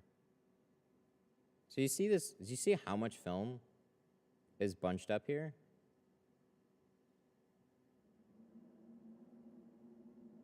And I'm pulling it. So this part, you sweep, this always happens with top corners in the beginning. You shrink some of it, and then you get this little like curve in this area right here. It'll start to like swing this way. So you can literally like readjust your top corner a little bit. You like push this out this way, readjust your top corner a little bit. That flattens out this corner, top corner a little bit more. And you keep going. Hi. Oh, man, it is. I didn't know if you were going to stop by. It's so cold. Alrighty. I'm going to hop off here, though. But yeah, I try and explain it as much as I can. Watch those videos. They're really, really helpful. They're about as good as I can explain. TikToks, those are quick information, but also there's like lots of other channels too. Like Tint Depot. Kevin's got really good videos on the Tint Depot channel. So he tries to explain shrinking as thoroughly as possible. I mean, there's lots of good channels out there with lots of good information. So keep at it. Hopefully it'll click. But I gotta hop off here. My wife just got here, so I'm gonna say hello. I also have an appointment coming in soon. So you guys have a good one. Thank you.